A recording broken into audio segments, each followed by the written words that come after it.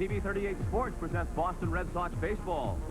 Brought to you in part by your New England Toyota dealer. For Toyota value, it's the best deal going. By Bud Light, everything else is just a light. By New England Telephone, we're the one for you, New England Telephone. By Delta Airlines, we love to fly, and it shows. By your local participating McDonald's restaurant for good food and good value. And by your Pepsi Cola bottler. Look for your Pepsi Red Sox baseball cards in packs of Pepsi and Diet Pepsi. Good evening, everybody, from Anaheim Stadium in Anaheim, California. Tonight it is Game 2 of a 3-game series between the Red Sox and the California Angels. I'm Sean McDonough along with Bob Montgomery. We're happy to have you with us tonight, as ordinarily the focus would be on the race in the American League East. The Detroit Tigers moved into a first-place tie today in the American League East with the Toronto Blue Jays, as the Blue Jays lost to New York while the Tigers beat Seattle. The Red Sox with a chance to move back within 3.5, but Monty, unfortunately, that is not the focus here tonight, as before tonight's game, the Red Sox had a fight during batting practice. It involved Mike Greenwell and Mo Vaughn. Apparently, it started as some playful joshing, but it degenerated into fighting. Players and coaches had to intercede to break up the fight. Mike Greenwell later went to the outfield after a chat with Joe Morgan, who spoke with both Mike Greenwell and Mo Vaughn. Greenwell went to the outfield and explained what happened to Ellis Burks, but we could see that he had some puffiness under that right eye. Something he did not start the afternoon with. Jack Clark also involved in this. We're told that Jack Clark was the one who actually pulled Mo Vaughn out of the whole fracas that started, and Jack Clark trying to console Mo Vaughn just a little bit and get him relaxed and more into a baseball mood. Joe Morgan talked to both individuals up in his office, and I'm sure reminded them of exactly where they were and exactly where they are in the season. And because of that, you kind of hope that there's nothing more to this thing than just what took place by that batting cage. Certainly it happened at a very bad time and in a very bad place. You keep it as a team between the lines, and hopefully it doesn't get outside those white lines once you get into the dugout and go home after the game is over. There will be baseball here tonight. Kevin Morton will be the starter for the Red Sox. Kirk McCaskill for the California Angels. We'll have the starting lineups in just a moment. Phil Plantier in right field. Jack Clark is the DH hitting cleanup. Mike Greenwell in left field. Mo Vaughn, the first baseman. Ellis Burks in center field. John Marzano is doing the catching, and Luis Rivera, the shortstop, bats ninth. We'll check the Angels lineup later, but the Red Sox are ready to hit against University of Vermont Catamount. Kirk McCaskill. He's been going a bit of a different direction than last night. Started Jim Abbott. Caskill 9-16 on the years. He makes his 27th start of the year. 154 innings of work. He's given up 167 hits. The league hits 283 against this right-hander. He has given the Red Sox some trouble in days gone by. He's a back-and-forth type pitcher, Sean. He won't let you take an awful lot of big cuts at his fastball. At one time, he could overpower some hitters, but some injuries over his career has now changed him into a little bit of a little on and a little off type pitcher. Working to Wade Boggs, who checked in at 337, 1 point behind the American League leader, Rafael Palmeiro of Texas. Boggs is 1 point ahead of Julio Franco of Texas. Texas playing tonight at Kansas City. Boggs lines it to left. Luis Polonia, the running catch. So we'll start the defensive set for the Angels just that way. Luis Polonia making that line drive catch. Sean Abner once again in center field tonight. Dave Gallagher is the right fielder for the Angels. Gary Gaetti at third, former Gold Glove winner. Dick Schofield at short. Luis Sojo is the second baseman. Wally Joyner at first, and Ron Tingley behind the plate tonight in place of Lance Parrish. And the batter is Jody Reed, who comes into tonight's action riding his longest hit streak of the year.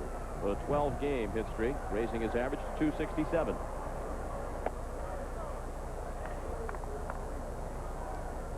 Red Sox scored just 1 run and did not have much offense last night, but Jody Reed went 2 for 4 and scored the Boston run. Dave Phillips, the home plate umpire, with strike 1, 1-1 on Jody Reed.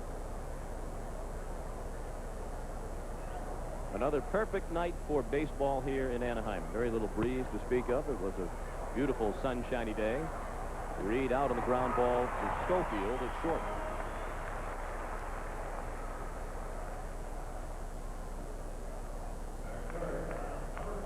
Two outs and the base is empty, just underway. In the top of the first at the Big A. Looks to be about the same kind of crowd as last night. when we hit 29,000. It is Shriners night. Phil Plantier at .395. 2 home runs, and he has knocked in 11. He's been to the plate 38 times for Boston this year with 15 hits. Breaking ball high and away, ball 1. Phil did not play last night. He has many friends and relatives here. He is from the San Diego area.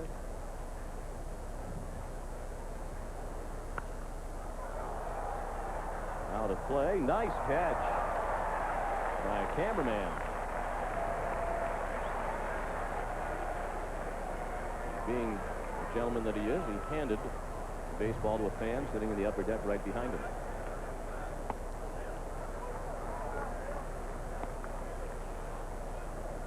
Two balls and a strike on Plantier.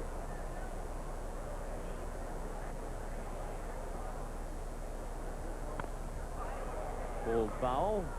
So Morgan made the play in the Red Sox dugout. As if he doesn't have enough on his mind already. Well, he's managing to smile. He, as we mentioned, took quick action. After the fight, he took both Vaughn and Greenwell off the field. Vaughn emerged rather quickly. It was a while before Greenwell returned to the field.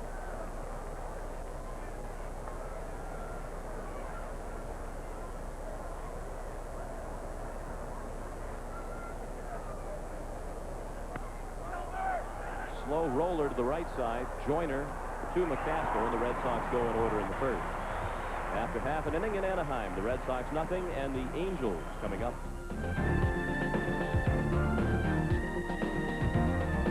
Tonight's announcement from Nissan Strikeout Cancer Club. Nissan would like to congratulate tonight's winner and new member Ray Gerard of Berlin, New Hampshire. Ray receives 2 free tickets to a Red Sox home game, and he becomes eligible for September's grand prize drawing. A free trip to Red Sox spring training 1992. What's more, for every strikeout thrown by Red Sox pitchers in tonight's game, Nissan will donate $50 to the Jimmy Fund in the name of Ray Gerard. We'll be keeping a running tally, so stay tuned for updates. The lineup tonight for the California Angels: Luis Polonia in left field, Luis Sojo at second base, Wally Joyner the first baseman. The cleanup hitter is third baseman Gary Gaetti. Dave Winfield is the DH tonight, and he's batting 5th. Dave Gallagher in right field hits 6th. Sean Abner in center field. Dick Schofield is the shortstop, and Ron Tingley, the catcher, bats 9th. The umpires: Dave Phillips, the crew chief, calling the balls and strikes, Gary Cedarstrom at first base, Ted Hendry at second, and John Hirschbeck at third. And on the mound tonight for the Red Sox, 23-year-old rookie left-hander Kevin Morton. Kevin's trying to make it 2 wins in a row. He's coming off a nice 5-1 win over the Kansas City Royals and get the Red Sox back on the win track as they kick off this West Coast road trip. Kevin overall 3-2 after his win over the Royals. Defensively tonight for the Red Sox: Greenwell in left, Burks in center, Plantier is the right fielder, Wade Boggs at third, Rivera at short, Jody Reed at second, Mo Vaughn is the first baseman, and John Marzano once again in the lineup. Tony Pena still ailing with that bad back.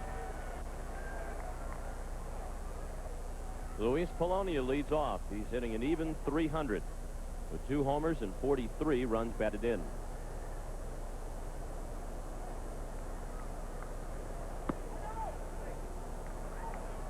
Tonight, Kevin Morton is looking for his first major league win away from Fenway Park. All 3 of his victories have been at Fenway.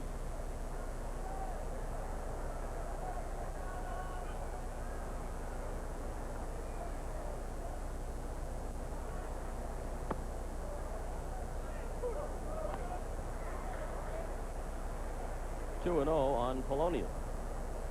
He set the tone for last night's game when he walked to start the California first and scored the first run. Throwing bunt and taking a strike. I suppose you really can't say an awful lot about Polonia not taking enough walks, but he doesn't have very many for a leadoff guy. You really can't say a lot because he's hitting .300, so he's getting himself on base that way. Sends it to left toward the line. Greenwell to the stands, and he runs hard into the wall. And now he's grabbing at his knee.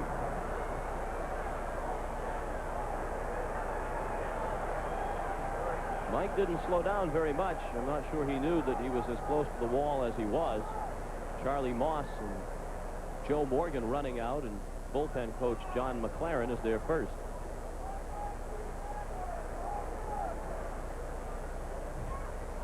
has already been a night Mike Greenwell would like to forget. Already with some bumps and bruises upstairs. Now he's got some, without a doubt, downstairs around the knee area. Charlie Moss quickly there to have a look at Mike. These walls are padded down both left and right field lines, but it looked from our vantage point, and we lost sight of Mike just for a moment as the fans got up to maybe make the play. It looked like he ran straight into that wall, not a glancing blow at all. Looked like this ball really started to turn away from him quickly. And he runs into a part that's not padded. He is just off, he's just off the edge of where the pads start down that left field side.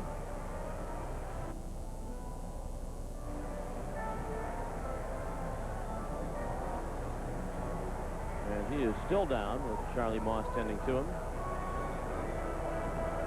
Tony Pena not in the lineup tonight, still bothered by a bad back. I asked him before the game tonight if he was feeling better, and he said just a little bit, but he still has pain. And Joe Morgan was hoping his situation, Pena's, would be better than it is. Seemed before tonight's game that Tony was probably doubtful for tomorrow as well, unless he improves significantly. Apparently Greenwell's going to stay in. You saw Joe Morgan turn away and smile, and obviously that was the first good sign. The next good sign is that Mike is running back to his position. Well, a bit of a shiner forming under his right eye, and puffiness there, and now a sore left knee to match. Joe Morgan and Charlie Moss sprinting to the dugout. I think Joe is making a conscious effort to get the troops loose again after that tension before the game. You saw him make a fielding play and rather exaggeratedly throw it back onto the field. Now he sprints Charlie Moss. Not a couple of thoroughbreds there, we can assure you of that. Polonia, great stop by Rivera. He does not have a play.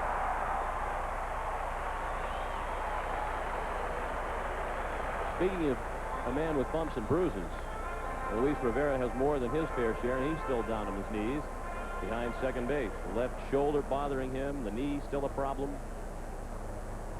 Anytime we see Luis Rivera go into this kind of movement to his left, where he has to outstretch and then wind up sliding along the ground, in this case the left shoulder taking a lot of the shot, I'm sure, right on it once again. Luis still trying to scrape and scratch, though, and find some way to unload the throw. That's where instincts take over there for a player. You instinctively want to complete the play and can't do it, and then the pain sets in to that left shoulder once again.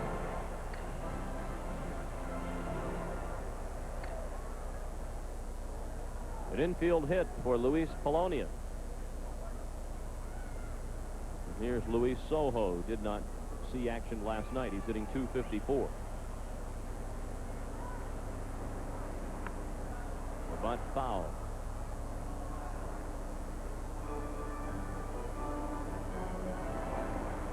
Sojo came over from Toronto in the offseason in the trade that sent Devon White to the Blue Jays, and also brought Junior Felix to California.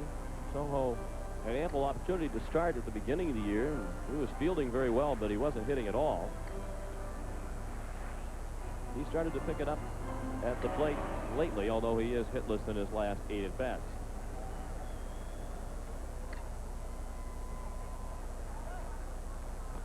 Polonia stole a base last night, giving him 38 for the year. He's tied for third in the American League with Roberto Alomar of Toronto. Ricky Henderson leading the league with 47.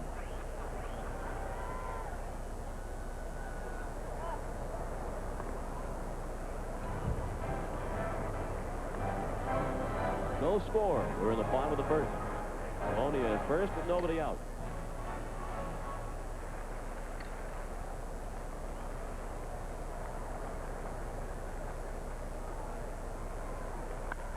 Double play ball to Reed. Rivera has all day to make the play, and they turn it 4-6-3.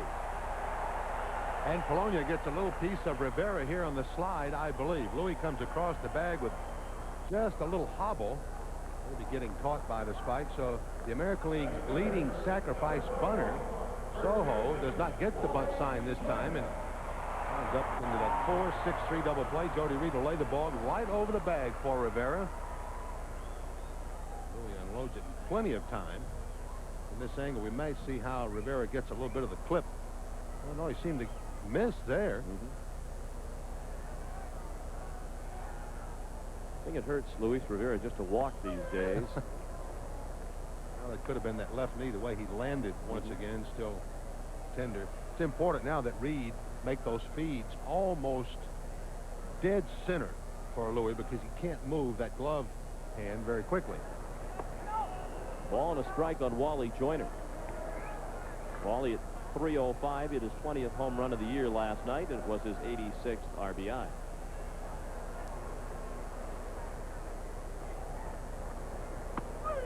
Reed and Rivera have really become a nice double play combination to watch. They are obviously very comfortable with each other. The biggest part of that being a nice combination is the feeds that they give each other, and you rarely ever see a bad feed made between that combination. Strike three. Morton sneaks the fastball by Wally Joyner. First strikeout of the night for Kevin Morton. After one in Anaheim, there is no score.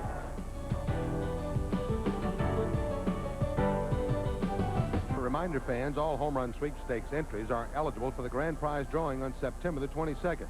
Send your postcards no later than September the 19th to TV 38 Pepsi Home Run Sweepstakes, Post Office Box 500, Boston, Massachusetts, 02135.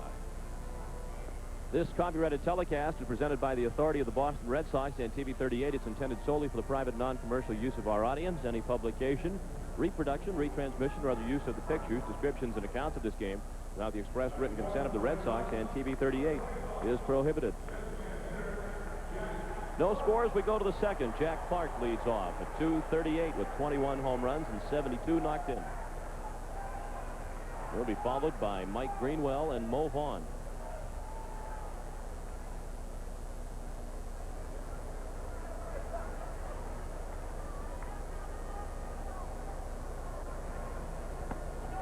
Gaskell starts the inning with a fastball for ball one.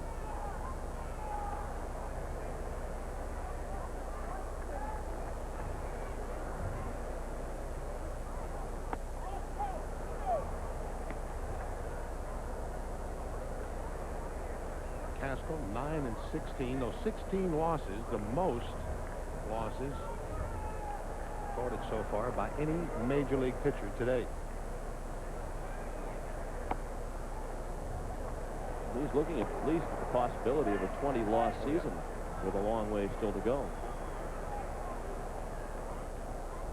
Join a club that no one wants to be a member of.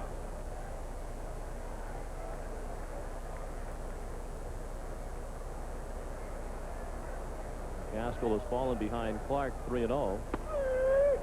Jack taking all the way. 3 balls and 1 strike. Clark walked once last night and went 0 for 3. You surprised that he takes so many 3-0 pitches? Or other pitches when he's ahead in the count, you might expect to see him look for a fastball and try to drive him. Well, we've become so accustomed to Dwight Evans over the years, who was a great 3-0 hitter. I haven't seen Jack Clark play enough to know if he's a good 3-0 hitter. One thing, we haven't seen him swing at many of them. That's one thing that would cause us tough time forming an opinion. But some hitters are just not good 3-0 hitters. And Clark may be one of those that feels that 3-1 is about the same thing as 3-0. Well, on 3-2, a pop-up. Joyner on the outfield grass made the catch, and foul ground, says first base umpire Gary Cederstrom. 1 out in the second. There is no score.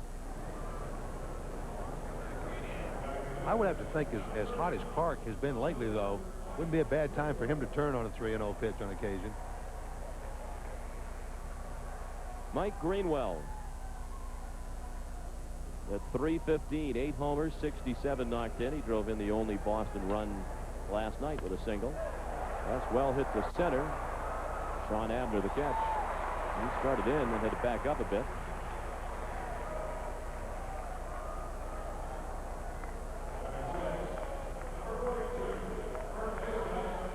Here comes the other of the combatants from batting practice tonight. Mo Vaughn.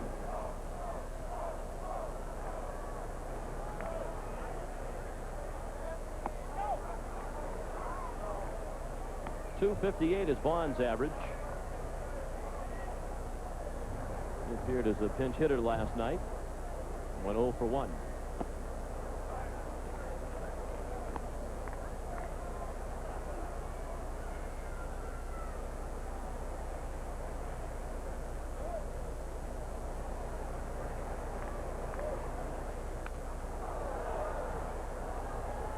It's a little hard to say, but I'm sure that almost all of our viewers, certainly the male viewers, who have had an occasion where you really exert adrenaline, or you cause adrenaline to flow quickly, there is an uneasiness in your entire system. Your legs are kind of weak, and you can imagine with the fracas that took place by the batting cage that there was a great deal of adrenaline flowing in those two well-formed and well-tuned bodies.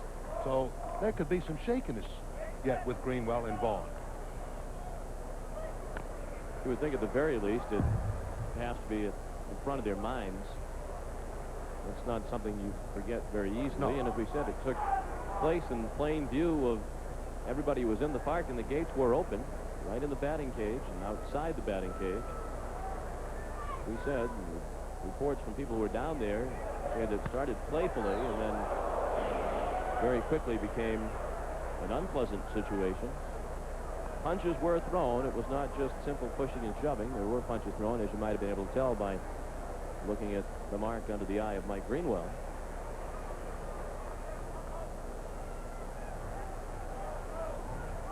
Two and two the count on Vaughn. That's a base hit. That's the way to put it behind you. Mo Vaughn is the first Red Sox base runner, as McCaskill had retired the first 5 Red Sox in order.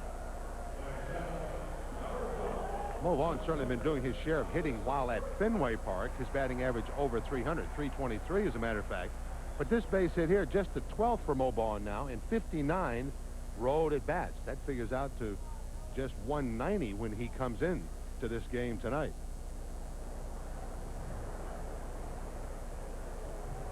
Ellis Burks, the hitter, at 255. 14 home runs and 46 knocked in.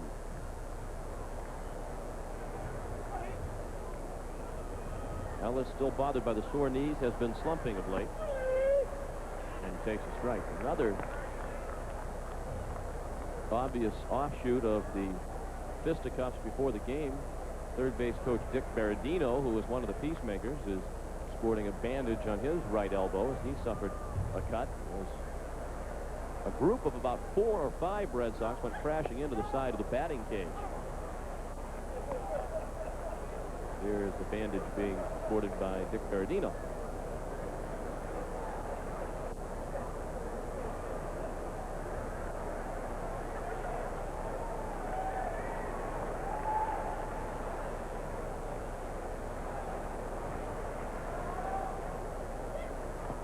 Breaking ball dug out of the dirt by Tingley. 2-1 the count. 2 outs, Vaughn at first. We're in the second, no score. McCaskill 7-5 lifetime against the Red Sox, including 2 shutouts. This is his 16th career start against the Red Sox. He has completed 4 of his previous 15 starts against Boston. And he's back even with Burks at 2-2.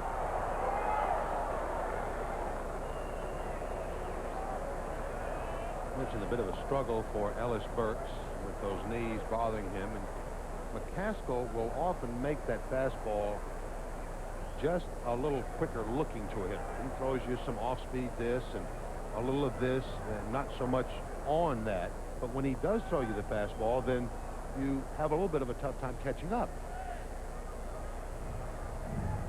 Even more noticeable, perhaps, for Ellis Burks. I mentioned the time that he had off. Pull hitters really require a great deal of timing to stay on top of their game.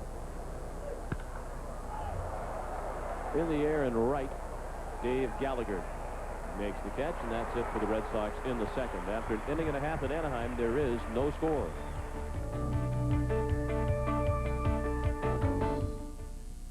There is now a flat-footed tie atop the American League East as Toronto and Detroit have identical records of 67 and 57. The Yankees beat the Blue Jays this afternoon while Detroit beat Seattle. So the Red Sox pick up a half game. They're 4-0 with a chance to make it 3.5 with a win here tonight. Here come the Milwaukee Brewers trying to make it a 4-team race. They've won 4 in a row and 9 of their last 11. They're 7.5 back. In the American League West, Minnesota is playing tonight at Baltimore and leading 5-2 in the 9th inning. Chicago lost again this afternoon, their 5th straight loss, and Oakland lost as well. In the National League East, it's Pittsburgh with a comfortable lead over St. Louis. And in the National League West, Atlanta started the night just 1 game behind the Los Angeles Dodgers. The Dodgers have won, or rather Atlanta has lost, so it's a game and a half. Los Angeles' game is still not over at St. Louis.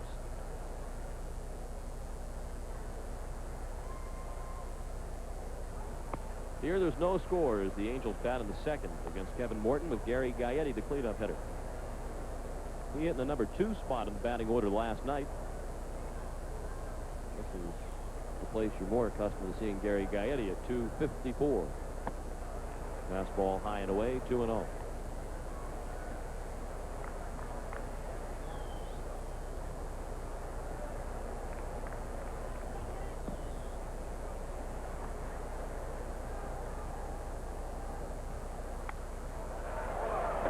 Pop-up coming back toward the seats. And well back into the seats. No chance for Marzano.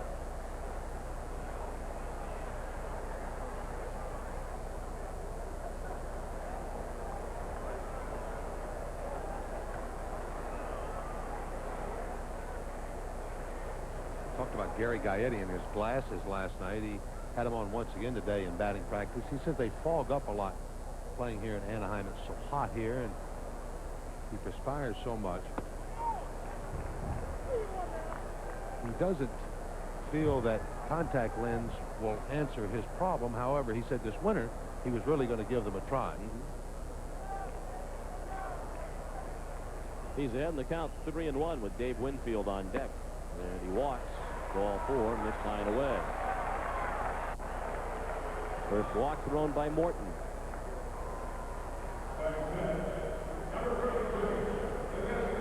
Here comes Winfield, who was the right fielder last night. He is the DH tonight. And he is hitting .256 with 22 home runs and 66 runs batted in.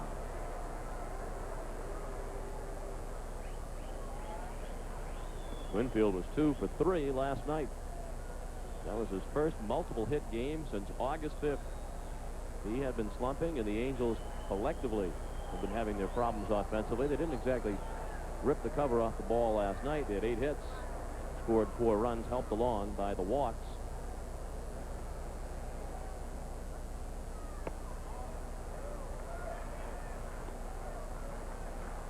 Mentioned last night the Angels have drawn the fewest number of base on balls in the American League, just 339 now with a walk for Gaetti. Even with the number of walks they got last night, they're still in the bottom spot.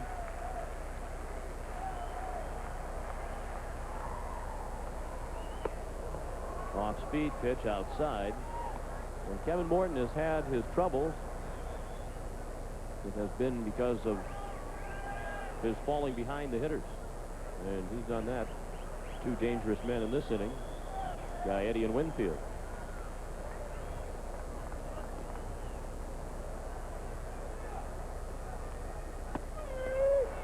Two balls and a strike.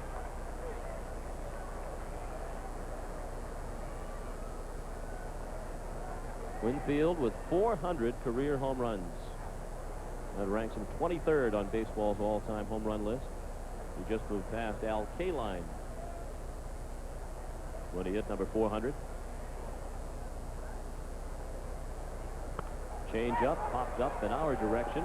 Marzano does not have a play. It's 2-2. Next on the home run list for Winfield is Duke Snider with 407.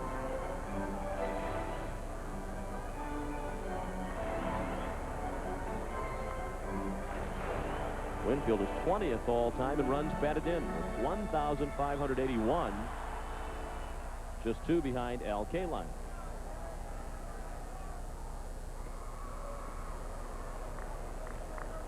Safe to say this man's heading to Cooperstown? Well, I'm just thinking, I'm running my thoughts here. K-line there, Snyder is there. Yeah.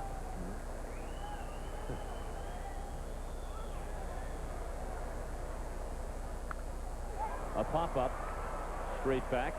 And again, no play from Marzano. John must be getting a little bit weary, shedding the mask and chasing several pops back that have gone out of play.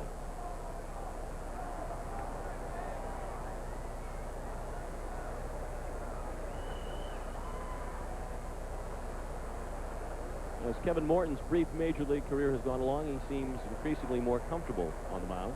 When he gets the off-speed pitches over, he can really have hitters eating out of his hand, and he can make them go back shaking their heads.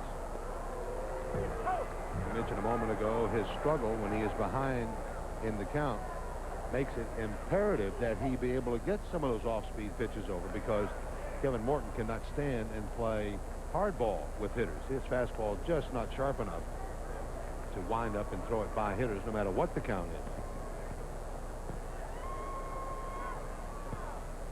The runner is going. Winfield slams one to left. Greenwell on the run. What a catch!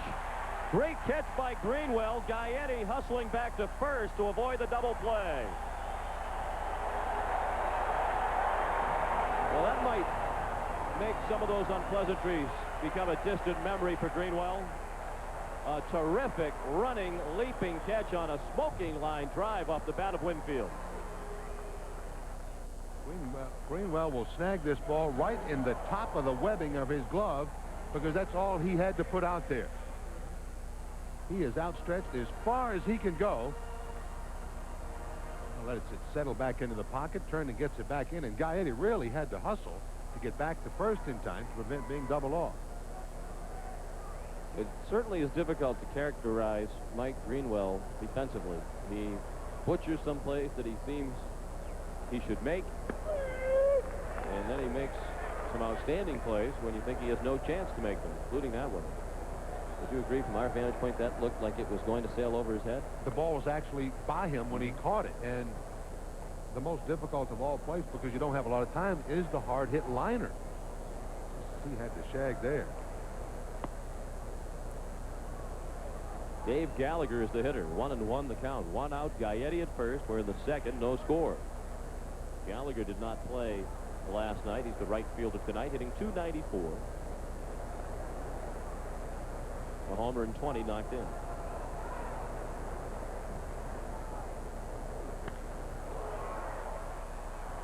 Plantier. 2 outs.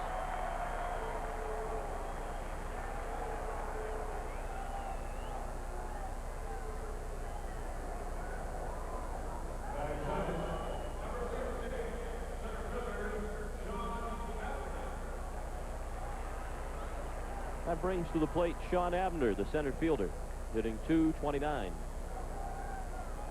He was 0-4 last night. Looked bad a couple of times. He went down swinging on 2 occasions.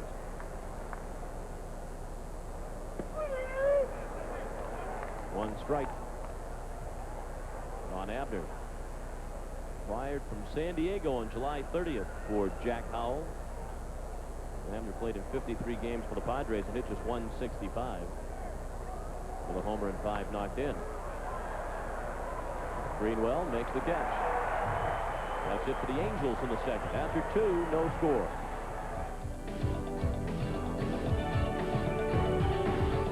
Rehab stint with the White Sox Class A team in Sarasota is on hold just for a moment, as Bo was scheduled to play for Sarasota tonight in Sarasota, but the game was rained out, disappointing the Sarasota officials, who had sold all 7,500 seats and 500 standing room tickets at Ed Smith Stadium.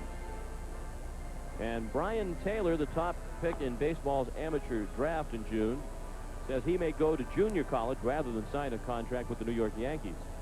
Taylor's mother, Betty, has set a Sunday deadline for the Yankees to agree to contract terms with Taylor, or he will attend Lewisburg Junior College in North Carolina. And apparently Taylor is looking for the same kind of money that Todd Van Poppel, the pitcher Oakland drafted and signed last year, received.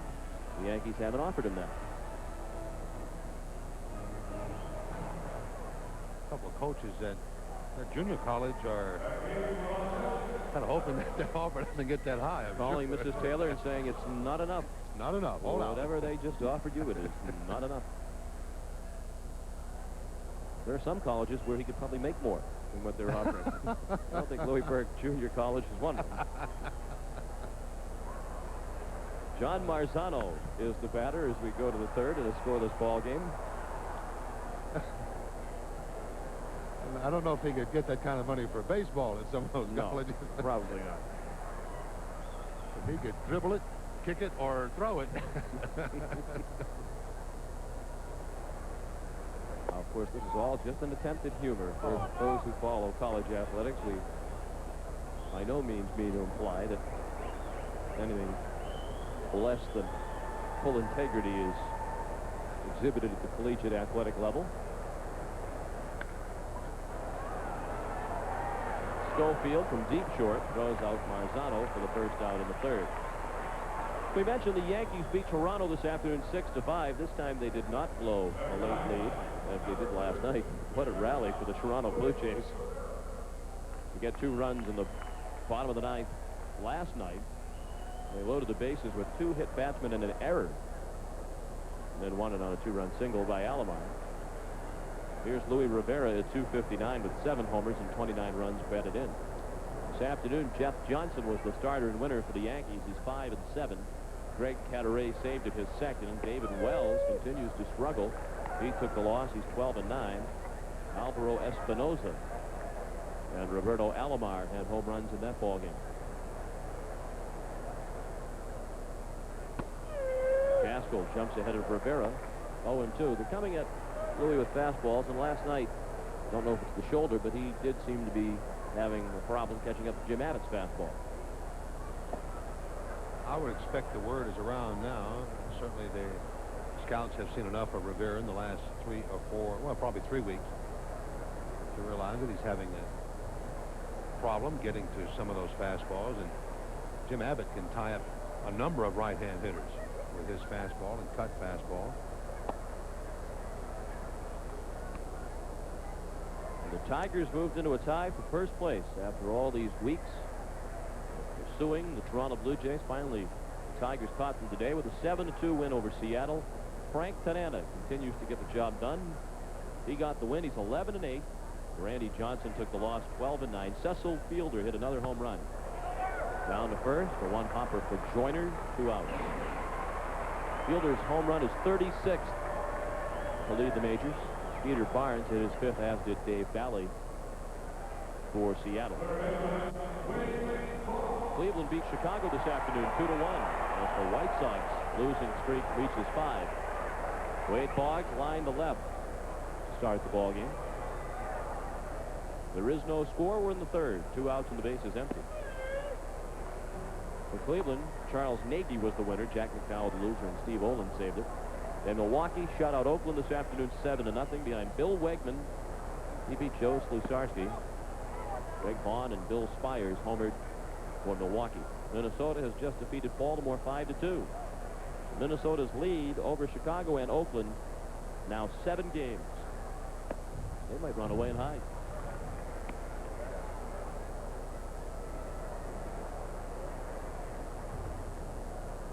Heading back, you're just about getting to the point of the season now where you can start thinking about somebody getting out in front and going somewhere. Well, now you're talking about Chicago and Oakland being as far back in the West as the Milwaukee Brewers are in the East. That's right. Milwaukee's 7.5 out in the East. Chicago and Oakland 7 out in the West. That one will sink for the base hit. Boggs has hit it solidly twice. That time he got it to sink in front of Polonia for a base hit. Boggs staying right in the thick of things with the American League batting leaders. First time up that liner that he talks about so often, it doesn't sink quickly enough. Polonia could make that play, but on this one, gets on the ground, 1 long bounce to Polonia, and Wade Boggs has his 144th hit of the season.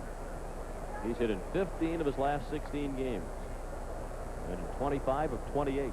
Jody Reed takes the fastball for strike 1. Jody bounced to short his first time up. When you look at the numbers on the Detroit Tigers, there are no numbers that say that they could even be remotely close to first place other than the number of home runs that they have hit. They are last in batting average at 244 in the American League. They're last in earned run average at 4.76. They strike out more than everybody else in the American League, 910 times. That was prior to today's action. They do, however, score more than anybody else in the American League, and that is responsible. A lot of that's responsible for the 172 home runs that they have hit. Proving again that team batting average is an overrated statistic. Especially when you got 4 guys that can launch it, at least 4. The name of the game is to score runs. So often that was the argument you would get when you discussed Walter Riniak's theories of hitting as they pertain to the Red Sox. People would say they lead the league in hitting every year. Well, when you lead the league in hitting, but you're 10th in runs scored or 11th in runs scored, you're leading in the wrong category. A little pop-up that Schofield will handle. After 2.5 in Anaheim, no score.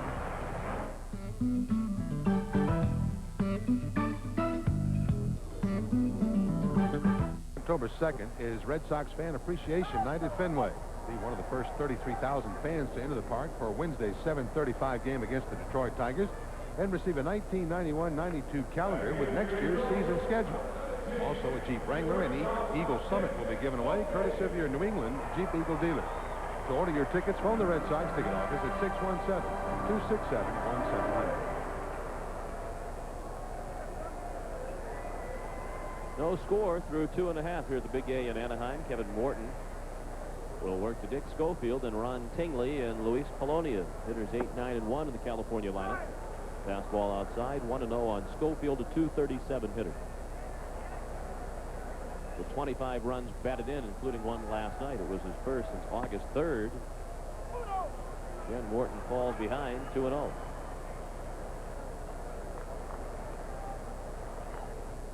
Morton has allowed 1 hit and 1 walk through 2 innings. He has 1 strikeout. Been helped by a tremendous defensive play by Mike Greenwell last inning on a line drive hit by Dave Winfield.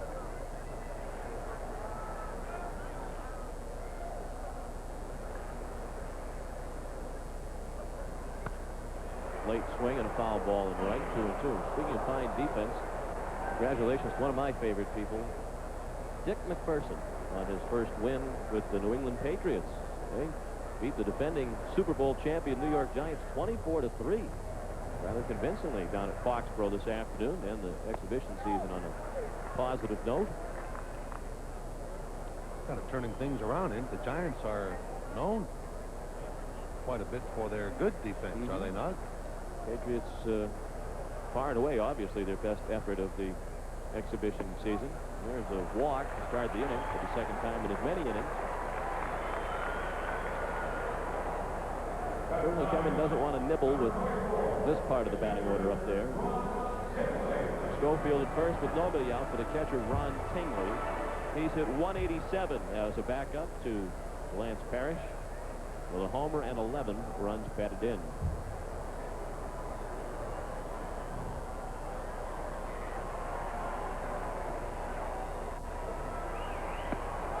Obviously, when you're 1-15 a year ago as the Patriots were, there was a long way to go, but I really believe if the Patriots and their fans are patient with Dick McPherson, he will get the job done as he will everywhere else he has been.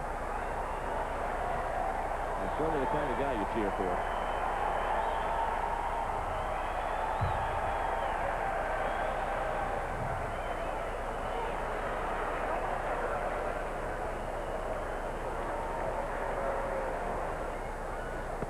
Tingley showed bunt and took a strike.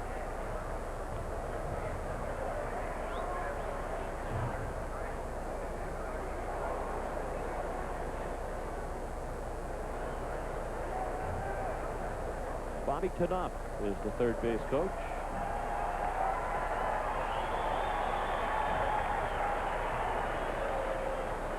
Tingley just 2 for his last 19. And bunt certainly makes sense with the number 9 hitter. He doesn't play much up there. Morton missing again, 2 balls and 1 strike. It's really not a part of anyone's batting order in the major leagues you can relax on, but certainly with the base on balls to Schofield makes you think that Morton wasn't quite thinking long in the proper terms. Schofield really struggling. So you just give him a free pass, and then you allow a hitter here who doesn't get a lot of playing time to operate as a sacrifice bunter. Now they go to the hit and run. It's back to Morton, and he'll have to go to first. Doug Rader changed up and had Schofield running with the pitch. Tingley out on the hopper back to the mound. Runner at second with one out. In the third, no score. Once Tingley got up in the count, Rader taking a chance that maybe the bunt was going to be anticipated by the Red Sox infielders and maybe catch an infielder or two moving somewhere. And more than likely, you're behind the count to the ninth spot hitter, you are more than likely to get the fastball to hit. Schofield, the first runner to reach second base tonight. He's there with Luis Polonia at the plate. And at worst, it winds up like a sacrifice anyway.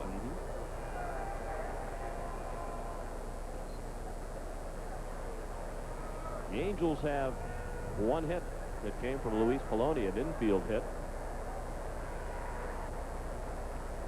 He led off the California first. He showed bunt and took a strike.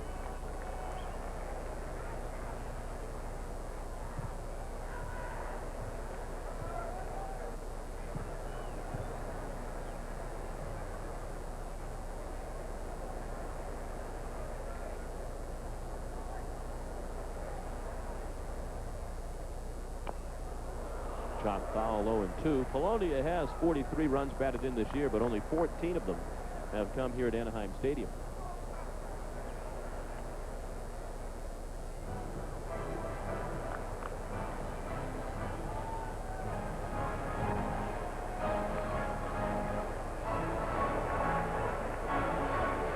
Kevin Morton's work is not done with this hitter, as Polonia ranks third in the American League when batting with 2 strikes. His average is .298 with 2 strikes.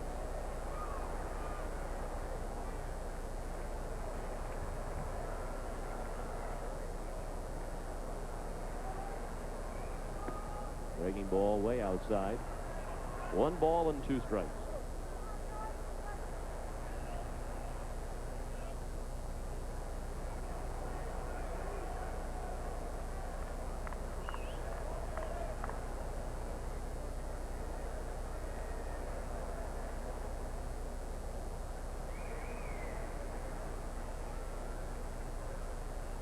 Morton drops down and strikes him out.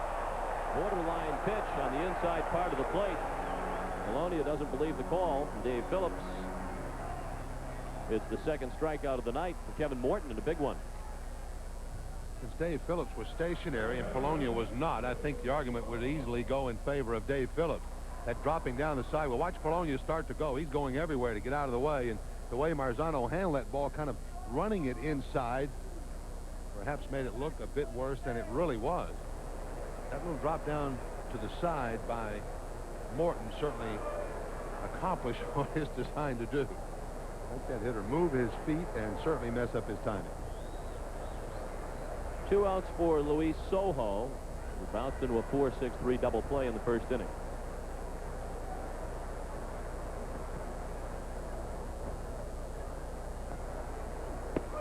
Fastball for a strike. Bobby Rose was originally in the starting lineup at second base for the Angels tonight, but he was injured last night in a double play ball, one of 3 double plays turned by the Angels behind Jim Abbott.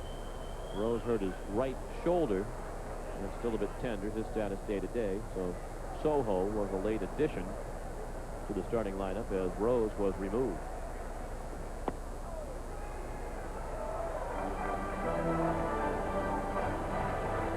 No score in the bottom of the third. Sojo up with 2 outs and Schofield at second. I mentioned he was part of the trade with Toronto. Sent Devon White to the Blue Jays. Junior Felix also came to California. Felix hasn't played much this year, only 43 games due to injury. He is expected to be activated on Sunday, tomorrow. He's had a couple of calf injuries this year.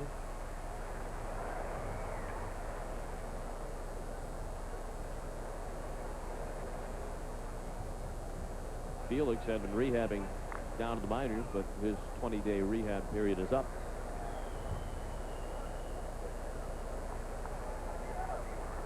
injury that plagued Felix last year.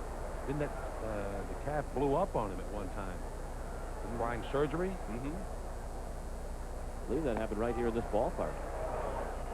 Felix was a member of the Toronto Blue Jays.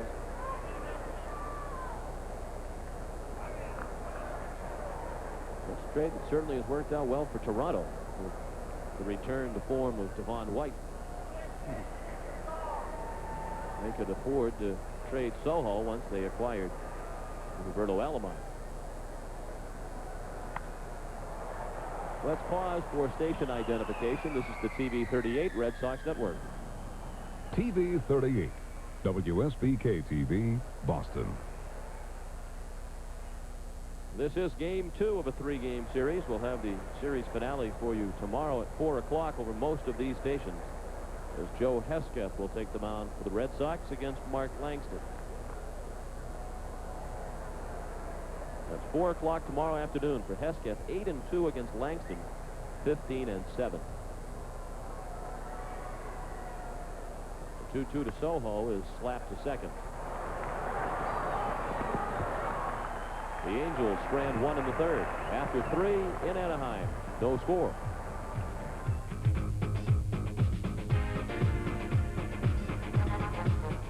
The Ford F-150 are complete with air transportation, accommodations, and game tickets. Packages are now available to Yankee Stadium. Call Carlson Travel Network for reservations and information at 617-621-1441. Well, all of the games in the American League are finals now, as tonight Minnesota beat Baltimore 5-2, and Kansas City pounded Texas 8-1. Nolan Ryan left that ball game very early for the Texas Rangers. He was gone by the 3rd inning when Kansas City had the Rangers at least 4-0 at that time. I don't know if there was an injury to Ryan or not. I haven't seen anything come across our wire concerning that. Phil Plantier begins the 4th. No score here in Anaheim. Kirk McCaskill has allowed just 2 hits. Gaetti. Now Schofield, and Schofield made the catch. We talk so much about that being a much easier play for the shortstop because the angle in which the shortstop has to make the range over from his position. Gaetti is one time underneath this ball. Now the spin of the ball is working back to his left. He's lost it, and Schofield luckily is right there to make the play, and he pays for it. He gets stepped on by the Angel 3rd baseman.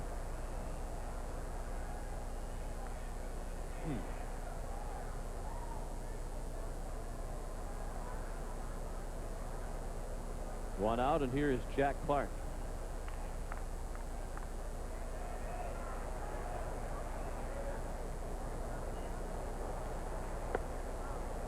Ball outside. Clark got ahead in the count 3-0 his first time up. Became 3-2, and then he popped out to Wally Joyner in foul ground.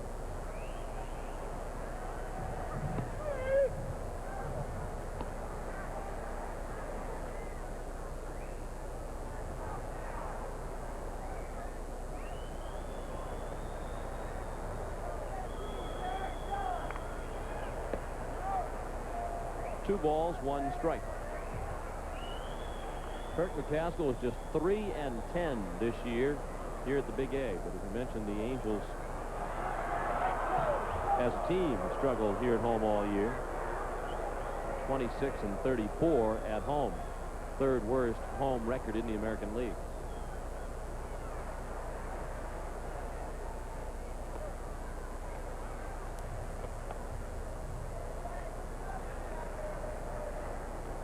Only Cleveland and Baltimore have played worse at home.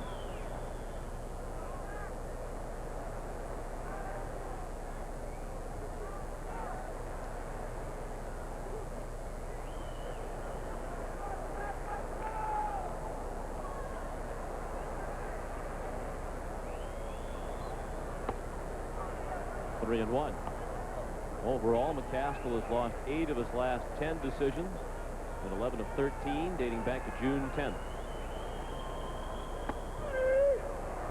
Another full count with Clark.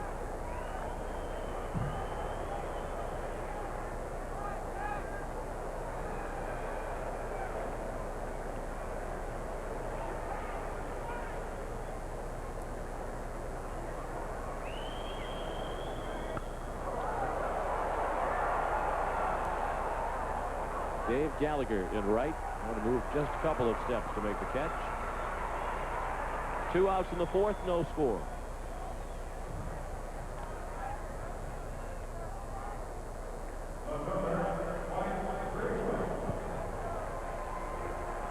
Mike Greenwell, line to center his first time up.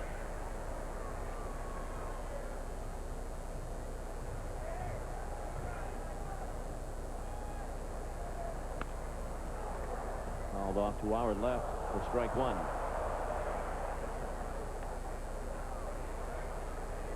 Red Sox looking for their first win of the year here in Anaheim. They're 0-4 in this ballpark.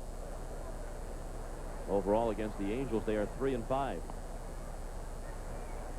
We've talked about this a couple of times this year. Red Sox have played well against some of the best teams in the American League this year and have played poorly against some of the teams at the bottom of the standings. Down to Joyner and off his glove, backed up by Soho, and then he threw it away. Behind McCaskill, backed up by Tingley. Greenwell to second, and out by a mile. Tingley backed up the play by the Red Sox dugout after Soho threw it wide of McCaskill. Greenwell never hesitated, and he was out by a comfortable margin at second base. That's it for the Red Sox in the fourth. After 3.5, still no score.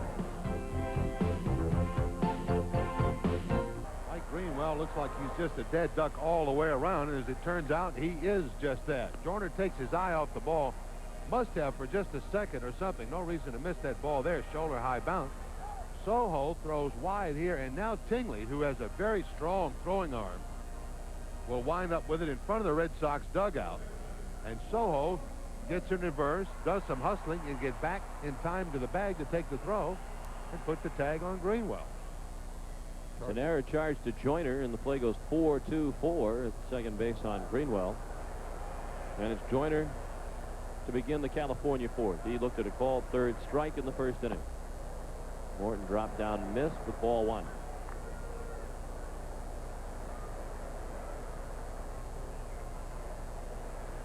No runs, 2 hits for the Red Sox. No runs, 1 hit and 1 error for California.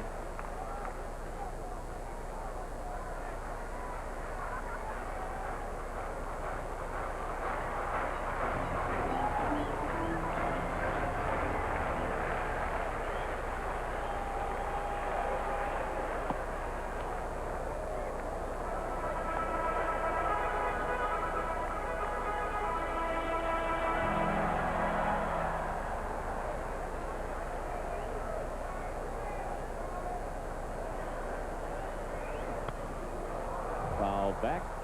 Almost Zeroing in, yes.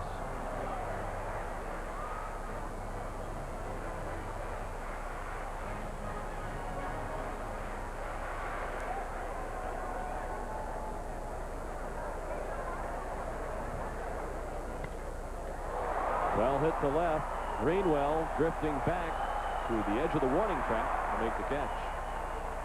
Joyner went in that direction for a home run last night, and he is at 8 home runs this month, which is a personal best for 1 month during Wally Joyner's major league career.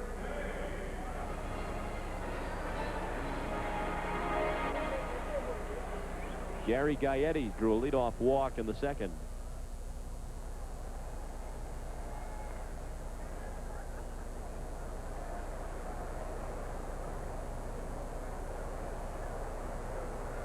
Gaetti just 1 for his last 15. I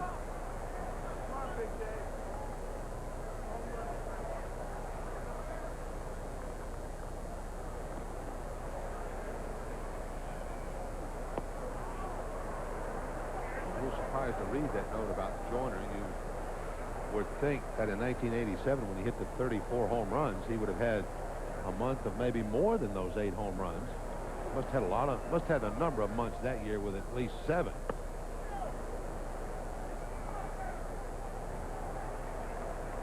That's when they came out with Wally World, wasn't it? Mm-hmm. Everything. He had posters running all over the place.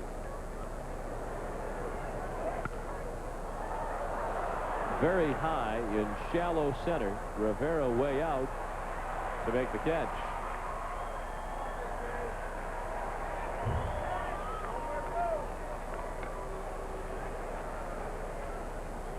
Burks and Greenwell were playing deep for Gaetti. They had a long way to come. Both were in the neighborhood, but Rivera made the play. 2 outs in the fourth, no score, and the batter is Dave Winfield. He was robbed of an extra base hit when Mike Greenwell made a terrific running, leaping catch on a line drive that was drilled by Winfield toward the left field corner in the second inning.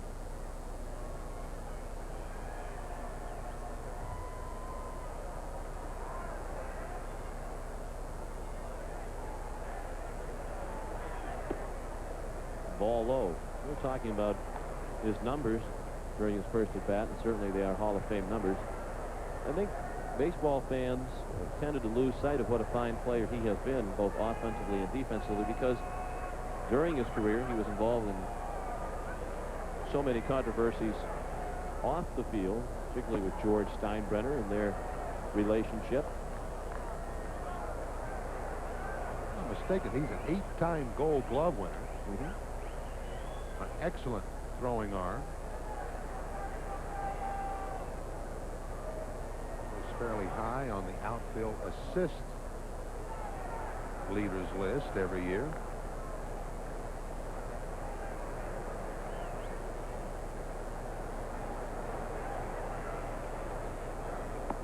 Changeup missed. And Winfield is ahead 3-0. Parts of his career, too, he was a real stolen base threat, especially over the National League with San Diego before some knee problems crept up and slowed that part of his game down. But he had years in which he had 21, 26, 23 stolen bases, 23 stolen bases a couple of times. Most he ever stole in the American League was 19 with the Yankees in 1985 when he hit 275 with 26 homers and 114 driven in. The RBI numbers for him are usually in that 100 and above number. Winfield walks. That's been the only problem for Kevin Morton. He has walked 3 in 4 innings.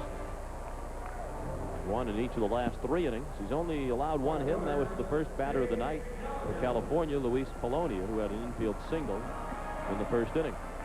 Now Dave Gallagher, the right fielder, who flied to right his first time up.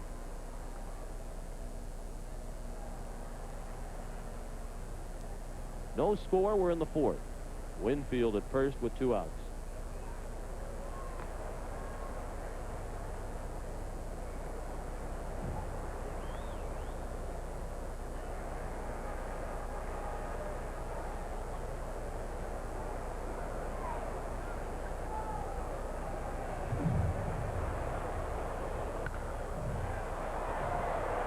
In shallow right center, Plantier waves off Burks and makes the catch. Pitchers duel tonight here in Anaheim, as through 4 innings there is no score.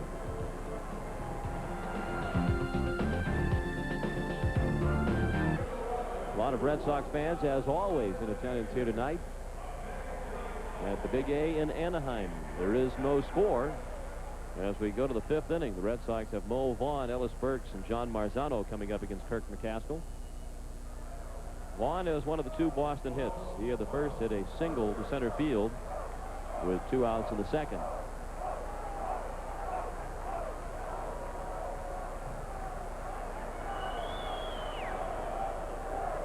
The Red Sox have not had a runner reach second base. They've only had 3 base runners with the 2 hits and the error by Joyner last inning.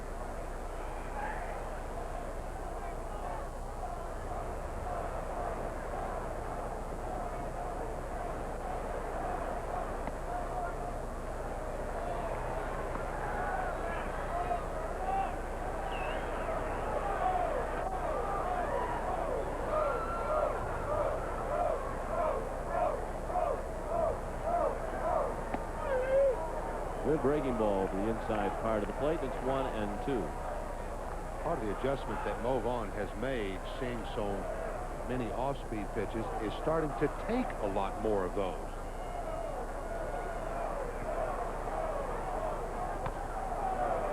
Chopped down to third. Gaetti throws him out.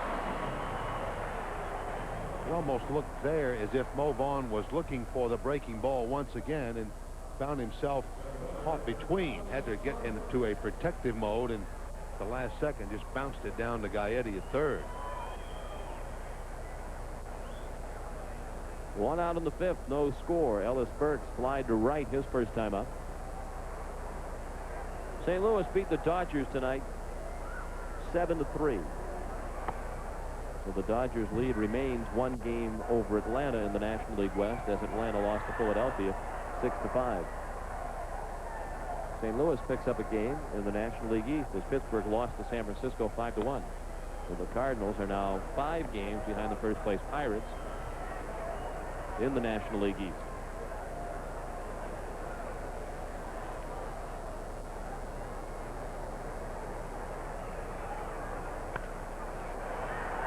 Schofield.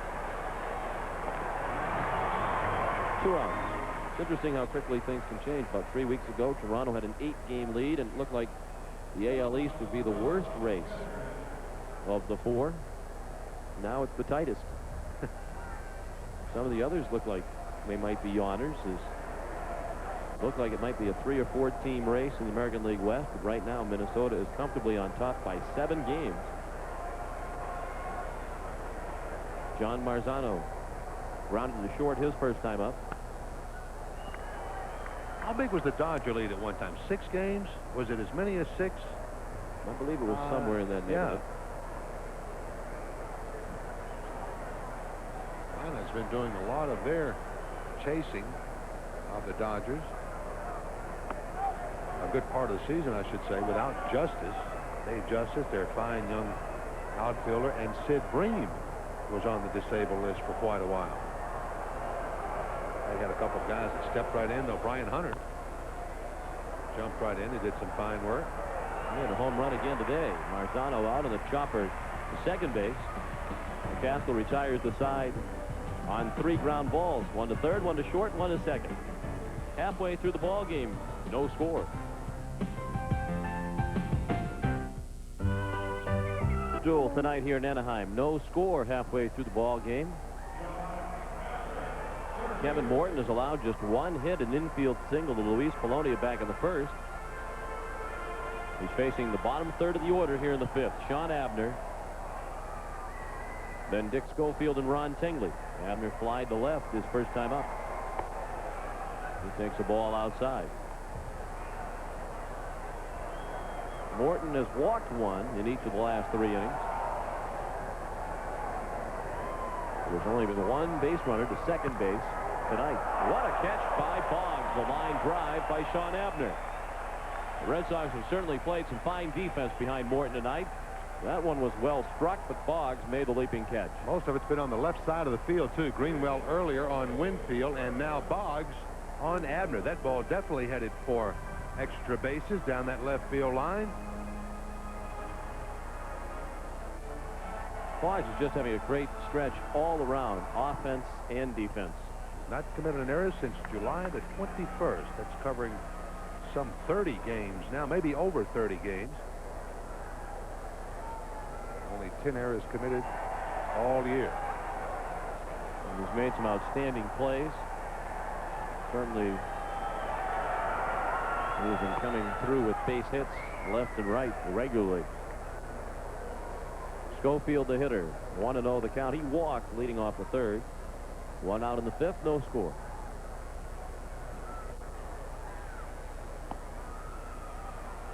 Part of the order here that Kevin Morton really could take advantage of maybe being somewhat economical. 7, 8, 9 hitters up. Schofield walked his last time up and already behind in the count to him here 2-0. Guys are struggling because pitchers have been ahead in the count against them.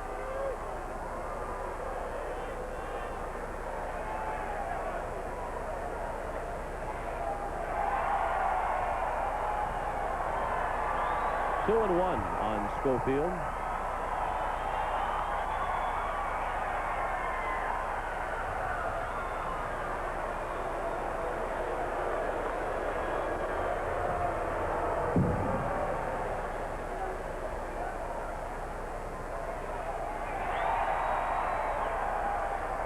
Schofield hasn't been striking out very much, but it really hasn't done him a world of good either.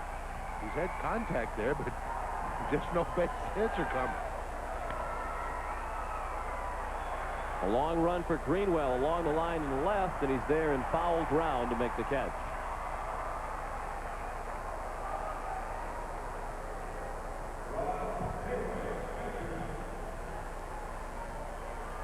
Two outs in the fifth, no score. That brings to the plate the number 9 hitter, catcher Ron Tingley, who bounced back to the mound.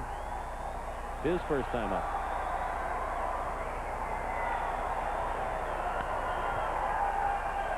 Foul ball, that'll find the seats in right. And some excellent defensive plays by the fans here tonight, but that was not one of them. I asked Joe Morgan this afternoon, I said, Joe, does it make any difference to you and your ball club that you're on the West Coast and games are already completed and you know the score of those games? No, not really. He said, I haven't thought too much about it. He said, certainly you can be a bit more comfortable knowing that with a win you are definitely going to pick up ground. I asked some of the players along those lines too. Boggs, I checked with him, checked with Greenwell. They felt that you had an opportunity to play a bit more relaxed knowing what those scores were. Some players said it didn't really make a lot of difference one way or the other.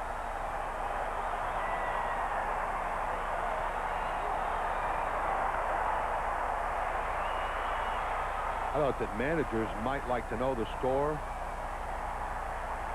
because they might try something that they wouldn't ordinarily try. It's a somewhat of a desperate thing. You know Toronto's already won and you're in a losing mode, 7th, 8th, and 9th inning of a game. You might run a risk with a player or a couple of players that you wouldn't run that with.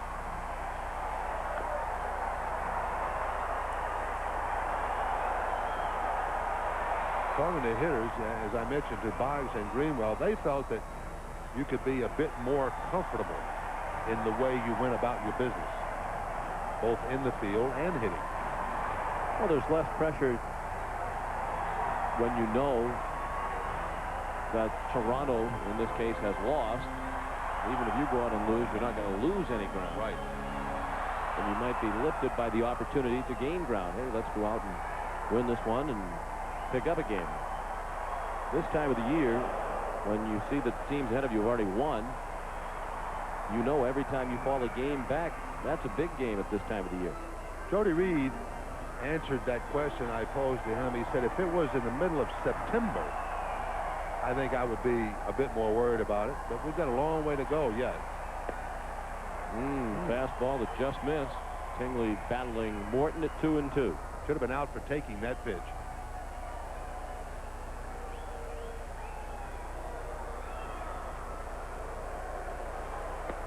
Struck him out. Yeah, he went to the fastball upstairs that time. And that is 3 strikeouts for Kevin Morton. He's working on a dandy through 5. There is no score. Join us tomorrow afternoon at 4 o'clock as the Red Sox and the Angels wrap up this 3-game series here from the Big A. Joe Hesketh will be trying to make it 5 wins in a row and run his record to 9-2 on the season as he's wedged his way right into that number 2 spot in the Red Sox starting rotation. He'll be opposed by left-hander Mark Langston with a record of 15-7. That's tomorrow afternoon at 4 right here on the Red Sox Television Network. Join us, won't you? If you're just returning home from a Saturday out, the Toronto Blue Jays lost this afternoon at Sky Dome to the New York Yankees 6-5. And the Detroit Tigers beat Seattle 7-2 at Tiger Stadium. So the Tigers and Blue Jays are now tied for first in the American League East. The Red Sox have a chance to move back within 3.5 games with a win here tonight. There is no score as we go to the 6th. Excellent pitchers duel between McCaskill and Morton. Ball one is high to Luis Rivera, who grounded to first his first time up.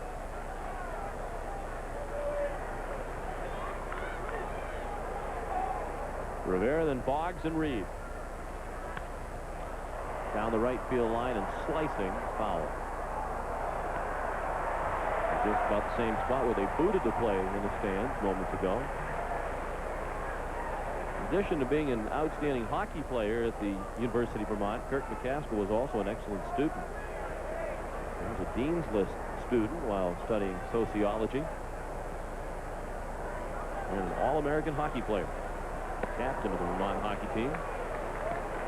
McCaskill was the first collegiate player chosen in the NHL draft of 1981. He was drafted by the Winnipeg Jets in the 4th round. Pondered the decision for a while before deciding to concentrate on baseball.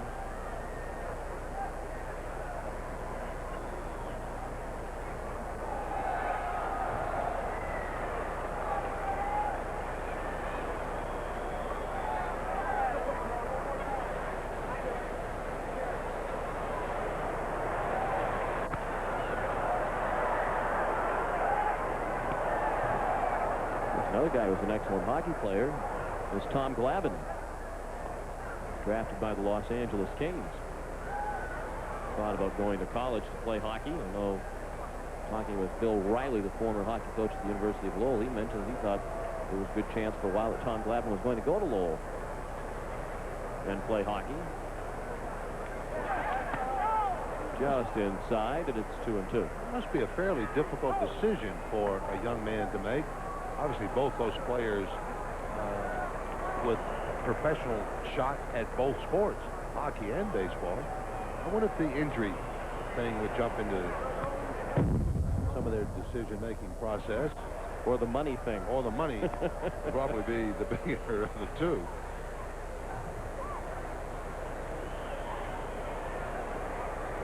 I know I've mentioned this before. Kirk McCaskill's father, pretty good hockey player. I'm not sure he had time in the NHL, but he had a lot of minor league hockey time. Father Ted was a center.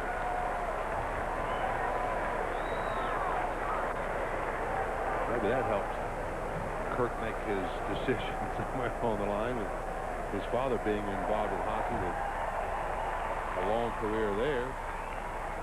You probably hit the key, though. Money. M-O-N-E-Y. That's right. That makes a number of decisions much easier.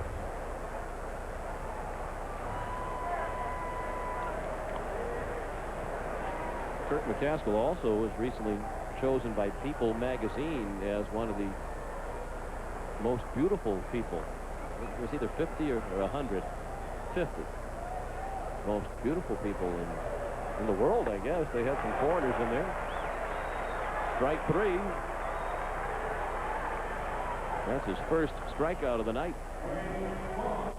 Caskill just picks up his 63rd strikeout of the year. No walks in this game tonight, so his walk total just 2 less than his strikeout total as he works into his 160th inning.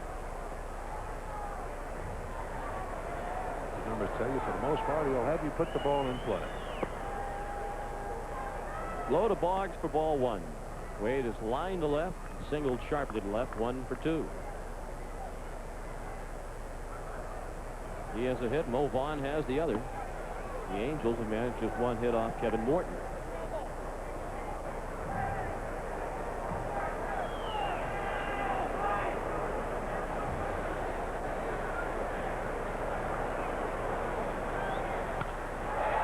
Again to left. This is like the ball in the first inning. It would not sink for Wade. 3 line drives to left, only 1 of them for a base hit. Boggs 1 for 3. Have to go back to hitting the top half of the ball. I was just thinking he's about a 1/4 of an inch total from being 3 for 3 tonight instead of 1 for 3. Well, he'll make the necessary adjustment. No doubt. If there is a hitter in the game today that can make that adjustment, you wouldn't put it past him to be the one. Reed had it glance off McCaskill, the break for the pitcher as Schofield throws him out. That one looked to be heading for center field. But it goes 1-6-3, and the Red Sox go in order in the 6th. After 5.5 in Anaheim, no score.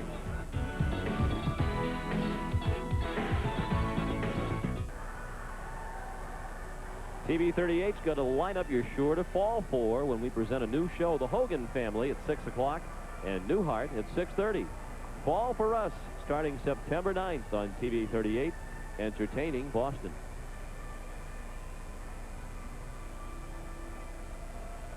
Kevin Morton has thrown 76 pitches through 5 innings.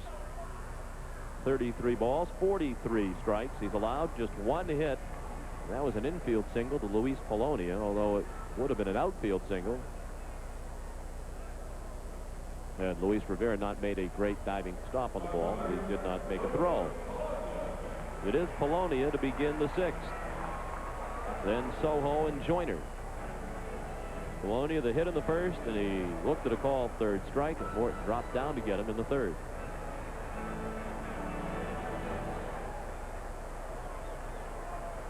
Morton has walked 3 and struck out 3. He's retired 4 in a row as he works in the 6th with ball 1 to Polonia. Already mentioned the good sacrifice numbers of the on-deck hitter Luis Soho. That just makes it a bit more important now to retire Polonia. Keep him off the bases, not to mention Polonia's ability to steal a base.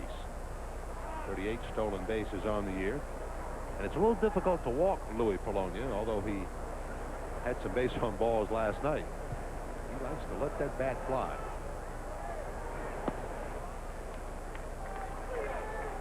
Three and 0.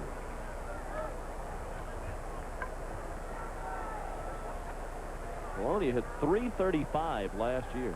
That would have been a league-leading figure, but he was 66 plate appearances shy of qualifying for the AL batting title, which George Brett won with an average of .329. Strike 2, 3 and 2.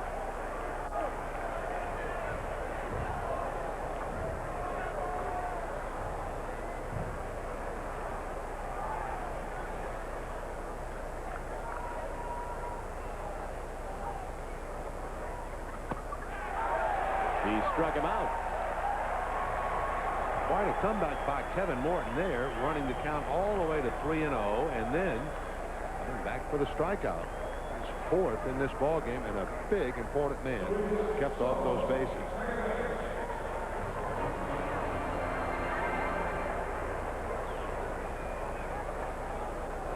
Didn't mean to, didn't want to, but he's down on strikes. For the 2nd time. 4 strikeouts tonight for Morton. He misses outside with ball 1 to Luis Soho. He's 0 for 2. Bounced into a 4-6-3 double play in the 1st, and he grounded to 2nd again in the 3rd.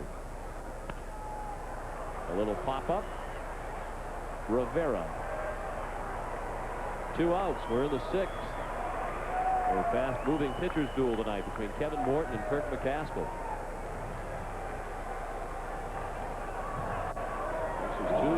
Consecutive strong starts for Kevin Morton.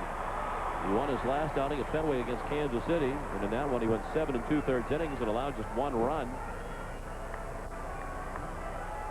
Tonight he's worked 5 2/3 shutout innings, and he's allowed just 1 hit. Wally Joyner takes the ball inside. Joyner is called out on strikes in the 1st. He flied to left in the 4th. Good hitters are going to get their base hits during the course of the game, especially if they're a little bit warm. Joyner 0 for 2 is due, so you can especially like facing him here where the base hit doesn't put a run on the board for you, because you could just bet with Polonia on 1st he was going to wind up in scoring position. Once again, Morton dropping down just a little to the side. Stays with that delivery, and you would think that that would make left-handed hitters very uncomfortable. It will, but it also plays into their hands if you leave it hanging inside like Morton is right now. What you want to do is get that left-hander to bell with that delivery so you can get to the outside part of the plate.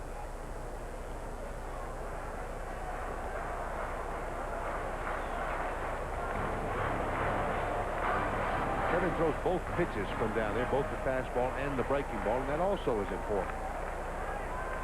3-1 pitch over the knees. He dropped down again, and it's a full count. Anything from the middle of the plate out when the left-hander drops down like that on the left-hander is ideal.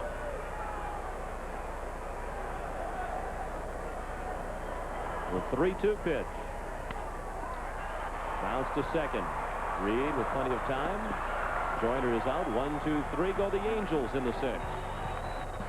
After 6, still no score.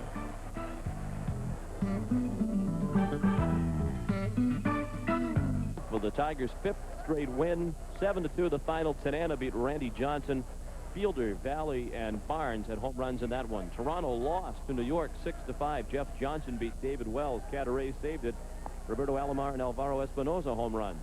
Cleveland dealt Chicago its 5th straight loss. 2-1 the final. Charles Nagy beat Jack McDowell, and Steve Olin saved it. Milwaukee shut out Oakland 7-0 behind Phil Wegman. He beat Joe Slusarski. Tonight, Minnesota beat Baltimore 5-2, and Kansas City beat Texas and Nolan Ryan 8-1 behind Mike Boddicker. In the National League this afternoon, Cincinnati shut out the Mets behind Jose Rijo 7-0 as he beat Wally Whitehurst. The Mets have lost 13 of 15. San Diego beat Chicago 4-1. Andy Bennis the win. San Francisco 5 and Pittsburgh 1. Trevor Wilson beat Bob Watt. Here in Anaheim, there is no score. As we go to the 7th, Phil Plantier leading off against Kirk McCaskill. 1 ball to count on Phil, who has bounced to first with McCaskill covering. The last time up, he popped to short. 84 pitches thrown now by Kirk McCaskill. 52 of them strikes.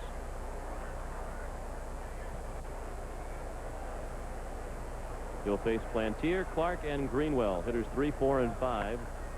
In a scoreless game in the 7th. Routine fly for Sean Abner. 1 out. The rest of the National League scores. Philadelphia nipped Atlanta with a run in the top of the 9th, 6-5. Williams beat Castillo. It was St. Louis 7 and Los Angeles 3. Olivares the winner, Morgan the loser. And Montreal beat Houston in a battle of 2 last-place teams. 5-1 the final. Mel Rojas beat Mark Portugal. That is tonight's True Value Hardware scoreboard.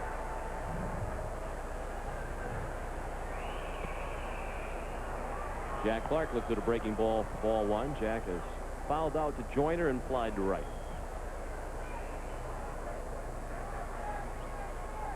Red Sox have not had a runner reach second base tonight. They've only had 3 base runners. They haven't had a hit since Boggs singled to left with 2 outs in the 3rd. Had 1 base runner since then, and Greenwell reached on Joyner's error in the 4th. Since then, McCaskill's retired 7 in a row. Fastball for strike 2, 1-2. Well, part of the ball games have been somewhat tough for McCaskill. 75 earned runs given up. 39 of those have come in the 4th, 5th, or 6th inning. So he's already by the middle part of this game and seems to be getting a little stronger. He's made a couple of very nasty pitches to the last couple of Red Sox hitters he has faced. He's only pitched 1 complete game this year. That was against the Red Sox on June 16th at Fenway. He strikes out Clark with the fastball. 2 outs in the 7th, 2 strikeouts tonight for Kirk McCaskill. He just took the outside corner and blistered it twice to Jack Clark. 1 on the 3-1 pitch, and then to get the call 3rd strike. The kind of pitches that are made on you, you just simply tip your hat and go on back and grab some bench. Mike Greenwell looks at a ball outside. He has lined to center and reached on an error by the first baseman Wally Joyner. He turned, tried to make it to second on that play and was thrown out. McCaskill lost his only complete game of the year, and as we mentioned, it was against the Red Sox, June 16th at Fenway. Tom Bolton shut out the Angels that day 2-0. McCaskill worked 8 innings and allowed 2 runs on 7 hits. He walked 5 that day. He hasn't walked any tonight. Line to left. Polonia makes the catch. Red Sox have hit some balls sharply, particularly Boggs and now Greenwell, to left field tonight. They haven't had much luck getting them to sink in front of Luis Polonia. 1, 2, 3 go the Red Sox in the 7th. At the stretch here at the Big A, no score. As we go to the bottom of the 7th, Gary Gaetti pops up the first pitch, and that will be A close play, and off the roof of the dugout for strike one.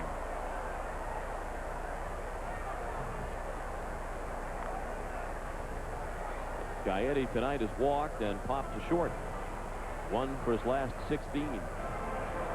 Middle third of the order, Gaetti, Winfield, and Gallagher.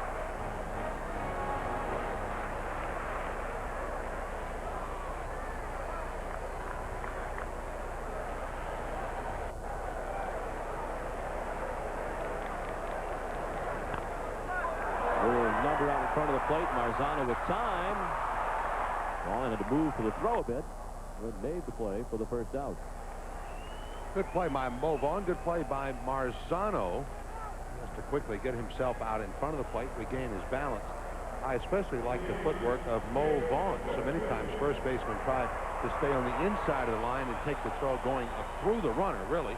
Mo Vaughn simply shifts his feet over, gets himself into foul territory. There you go. Nicely done. Nice to see Marzano shout down his appreciation at Mo Vaughn.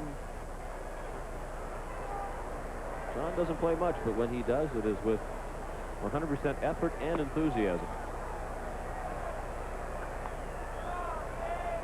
A ball on Dave Winfield, who is lined to left as Greenwell robbed him of an extra base hit in the second. Winfield walked in the fourth.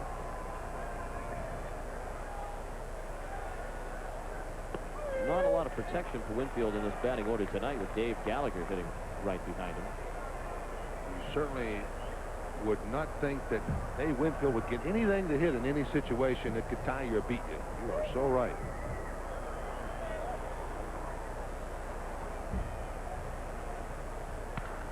But he did get one he could drill, and he drives it out of here.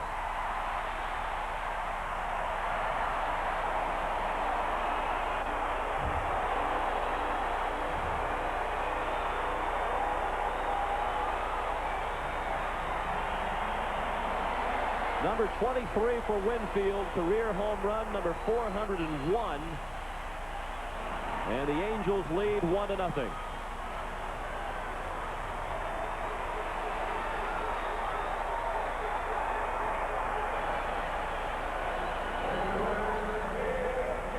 Boy, you can hang clothes on this liner for a long, long time.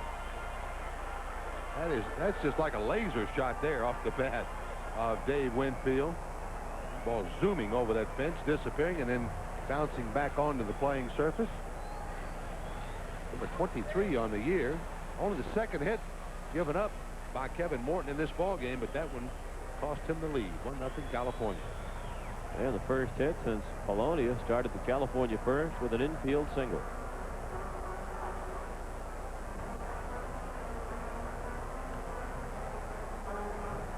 We mentioned that you wouldn't expect Winfield to get a very good pitch to hit,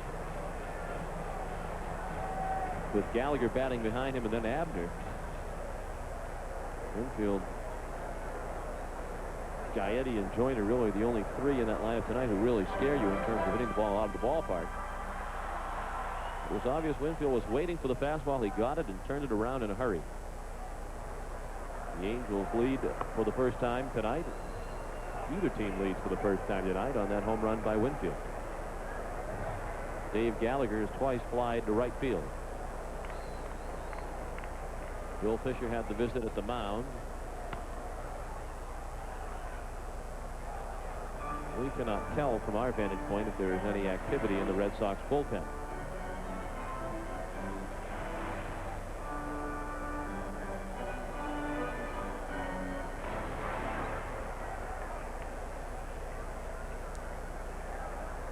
We are told there is somebody throwing in the Red Sox bullpen. And it is Greg Harris. I talked to Jeff Reardon today. He said, yes, he is getting very bored. It seems like he's either working every day for an inning and 2/3 or 2 innings, or he goes a week without pitching. And that's been the case for Jeff. Haven't seen him in a while, since last weekend. But he is still out there, and there he is behind Tony Fossas and Dennis Lamp.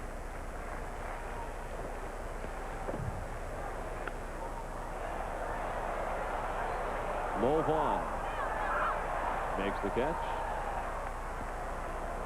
2 outs in the 7th. The Angels lead 1-0 on Winfield's home run. The hits are even at 2 apiece.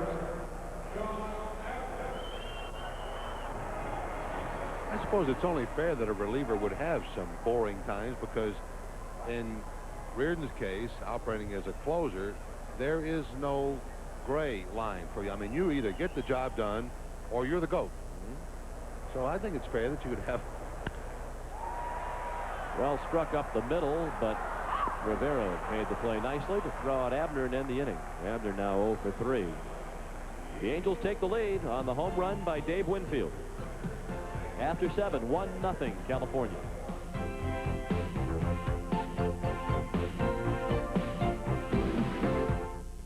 And it's a good time now to purchase your tickets for September and October.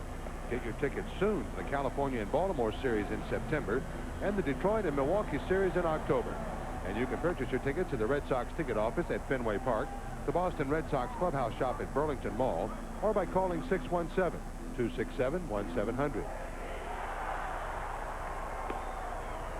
The only run of this ball game, the home run by Dave Winfield in the bottom of the 7th off Kevin Morton. Each team with 2 hits. Kirk McCaskill in the 8th inning will face Mo Vaughn, Ellis Burks, and John Marzano. Vaughn has one of the 2 Boston hits. He had the first hit, a single to center in the 2nd. He bounced to 3rd in the 5th.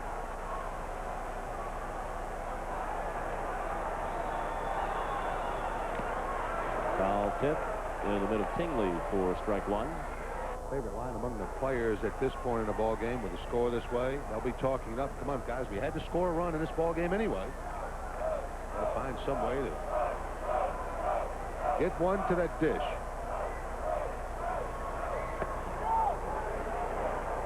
They haven't been able to get one to the 2nd pillow. No.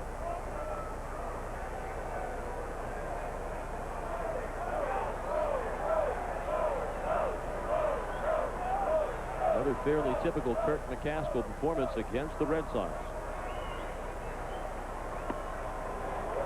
We mentioned he has been the author of 2 shutouts against Boston in the past. Pitched very well against them earlier this year and losing to Tom Fulton 2-0 at Fenway.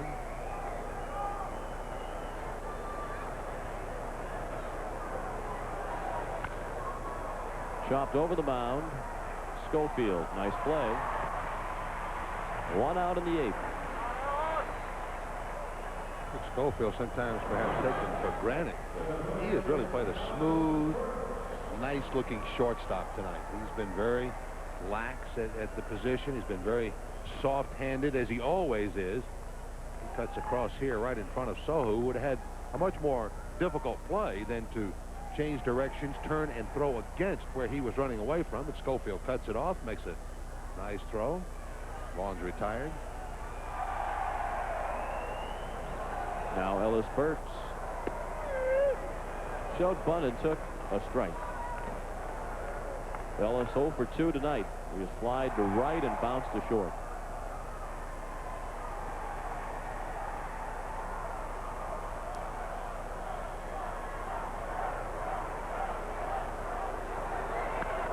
Ripped to left, a base hit.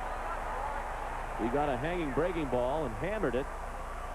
So the Red Sox have the tying run on with 1 out in the 8th inning. Burks has his first hit of the series and the first Boston hit since Boggs singled with 2 outs in the 3rd. Caskill may be saying to himself, I'm glad this only went for a single, because that breaking ball thrown up in that area, oftentimes hitters lose it. Ellis Burks really got the top half of that baseball. You notice how quickly it sunk as it went over the infield. Now John Marzano, who is 0 for 2 with a couple of ground outs. He bounced one foul over the California dugout.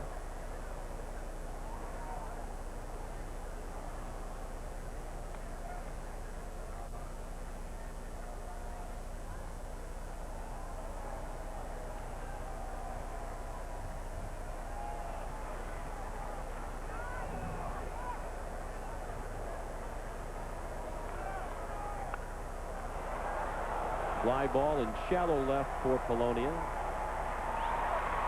Let's pause for station identification. This is the TV 38 Red Sox Network. TV 38, WSBK TV, Boston. Sean McDonough with Bob Montgomery, our producer-director John Wilson.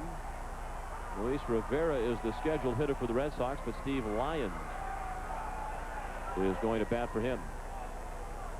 Rivera has been struggling lately. And this is one role in which Lyons has not succeeded. He is 0 for 14 this year as a pinch hitter.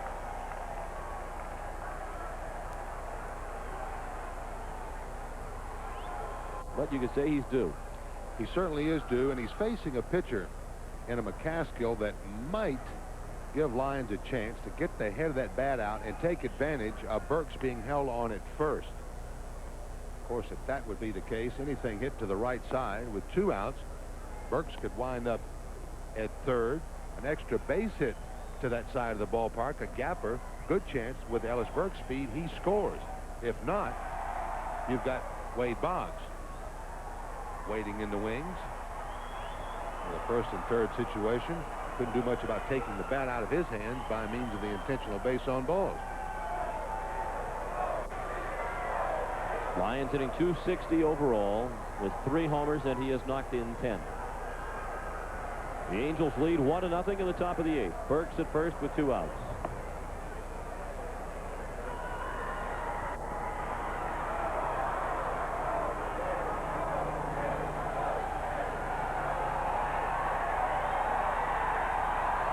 Lyons does not walk much. He's only walked 7 times in 131 at bats.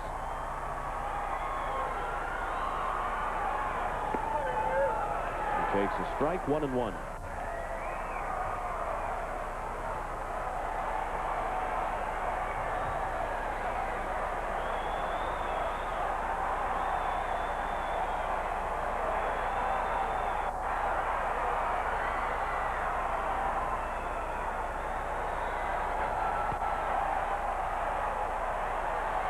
Looks like another hanging breaking ball that Lyons just got under. And the catch was made by Gallagher in fair territory and right. The Red Sox strand 1. And we go to the bottom of the 8th with the Angels still leading 1-0.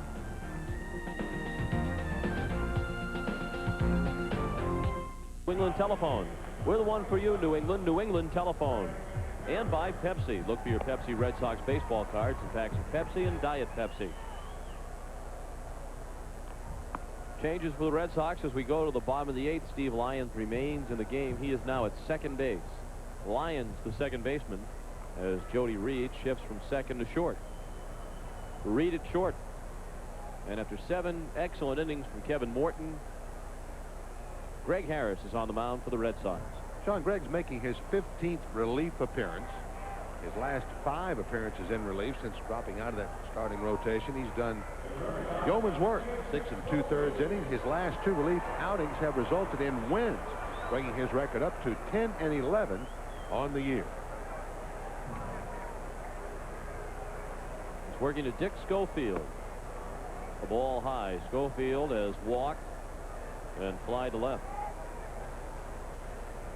The Angels lead 1-0. They have just 2 hits, but one of those, the home run by Winfield last inning, the only damage done to Kevin Morton, who went 7 innings and allowed 1 run on 2 hits. He walked 3 and struck out 4. He can only lose the game. He cannot win it.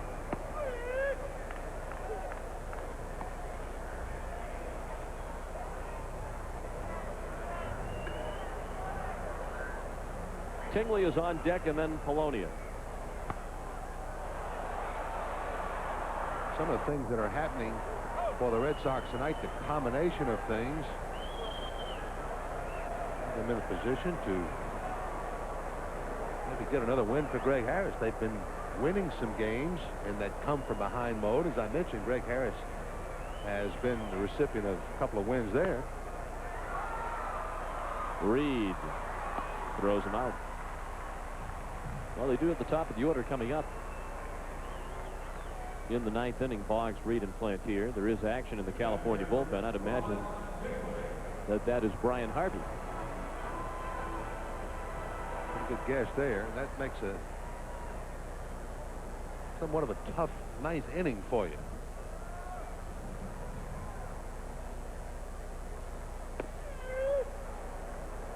Sometimes when pitchers get in a streak, Harvey there, the big number 34 to the left of your screen, a save last night, his 30th. Good pitchers in strings like Harris has been in. They come into ball games and somehow things just change and go their way, or the entire team's way.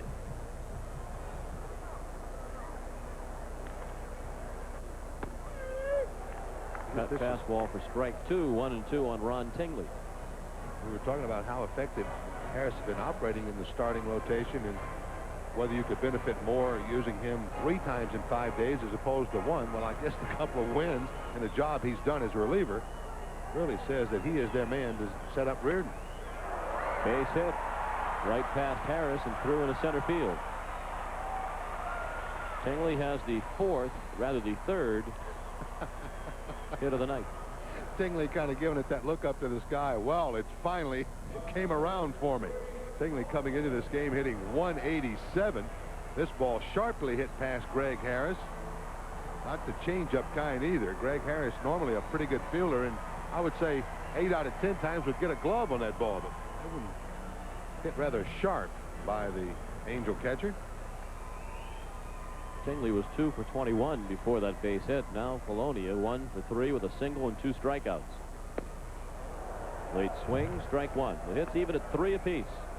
The Angels lead 1-0 in the bottom of the 8th inning.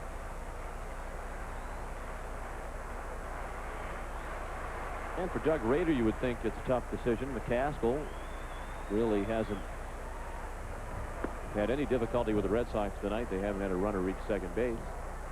And yet you have Harvey, who has been on a hot streak in the bullpen and was dominating and working his inning last night.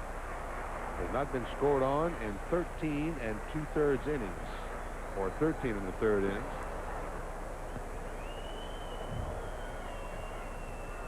It's kind of hard not to give the ball to a guy like Harvey when he's in that spot.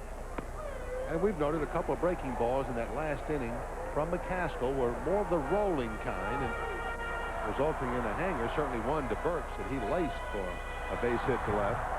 Looked like a hanger as well to Lyons that was popped out to right field for the final out of the inning. That gets through Marzano, and Tingley goes to second.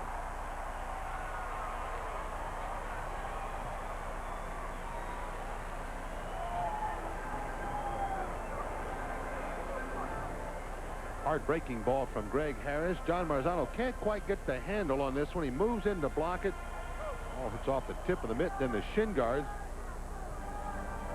Tingley couldn't find the ball right away. Once he picked it up and saw it on the way to the backstop, he'll wind up in scoring position. Wild pitch charge to Harris. Tingley at second with 1 out. 2-2 the count on Polonia. Soho is on deck.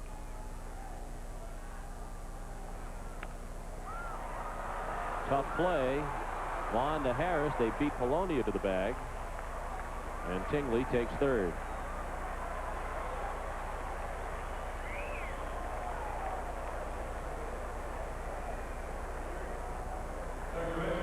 Good work by Greg Harris and Mo Vaughn here. They have to deal with the speed of Polonia. That makes everyone else rush in the effort to complete this play. Greg Harris alertly stepping on the bag and immediately turning to look to see exactly where Tingley was as he gets to 3rd. Luis Soho jumps back and takes ball 1. He's 0 for 3 tonight and now hitless in his last 11 at bats. Soho for his career is 1 for 17 lifetime against the Red Sox. But up in a big spot here, trying to get an insurance run in from 3rd with 2 outs in the 8th.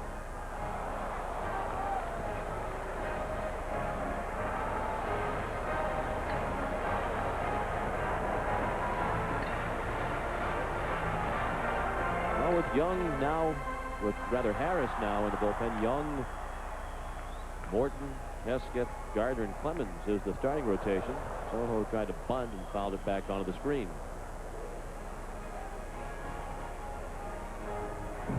Not often you see a Red Sox team with 3 left-handers in the starting rotation. Have to think back for a while. Come up with that one. I'd like to see right now, I'd like to see Plantier come in about 4 or 5 steps from where he is in right field, and maybe even Burks in center. And the reason I say that, Soho has gone into more of a defensive set now, trying to pick up that insurance run. Soho not a guy that's really going to drive it over a lot of outfielders' heads anyway. They really should be in at least 3 steps, if not 5. He jumped out of the way.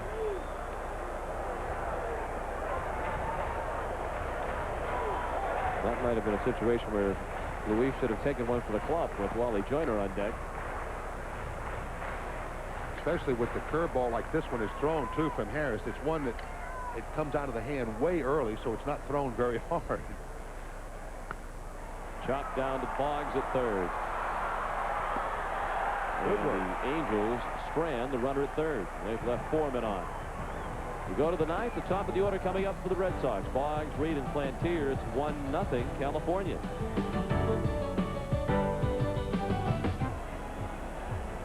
Just a reminder, friends, the Ronald McDonald Children's Charities Program, Pitching It for Kids, will donate $100 to the Massachusetts Audubon Society in the name of tonight's winning pitcher. The society will fund the printing of an activity book for teachers to use when teaching science to elementary school students. Brian Harvey is on as we go to the 9th. He's trying to protect the 1-0 lead and save it for Kirk McCaskill.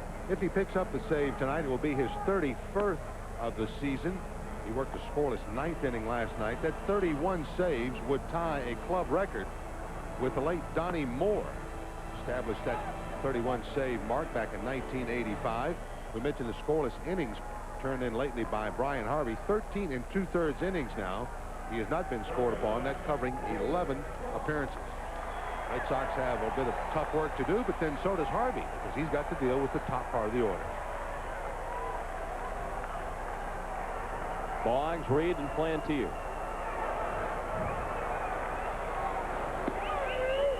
Outstanding work tonight by Kirk McCaskill. He went 8 innings, allowed 3 hits, no runs. He didn't walk a man, and he struck out 2.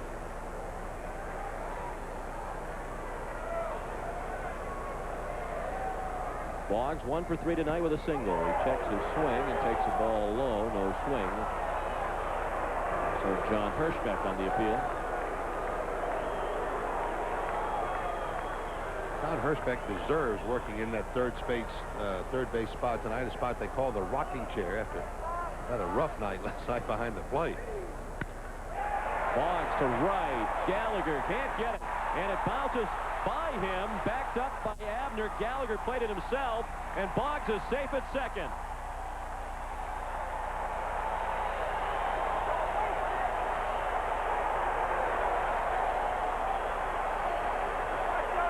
He said he'd make the adjustment. He kept going to left field, wound up 1 for 3, so he pulls, kicks this down and away toward that gap. Gallagher pulls up to play it on the bounce, to play it into a single, and then has the ball go up over his shoulder. And Boggs winds up at second in scoring position. They have not yet posted an error. Either way, Boggs is 2 for 4. It's just a matter of whether or not it's a single and an error or a double. Really should have been an error on Gallagher, but still just a 1 error posted for the Angels. Now decision time for Joe Morgan. He has the tying run in scoring position with nobody out. Jody Reed at the plate. Jody's 0 for 3. They're creeping in at the corners. And he punts toward third. A good punt. Gaetti throws him out. That is a beauty.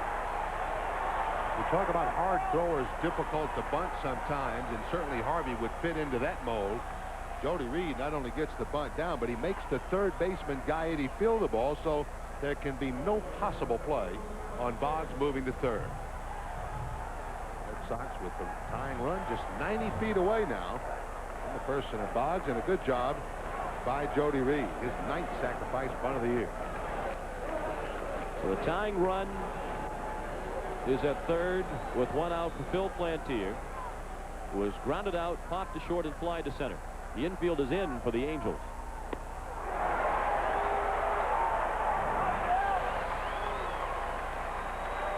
Boggs, the first base runner tonight, get into scoring position for the Red Sox. Plantier has driven in all three runners from third he has had there with less than 2 outs this year. He's behind in the count 0-2.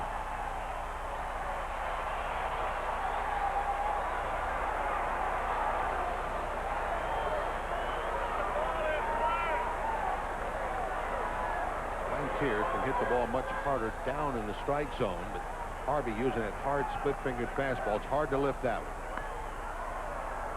Chop foul into the Red Sox dugout. 1-0 California. The tying run at third with 1 out in the ninth.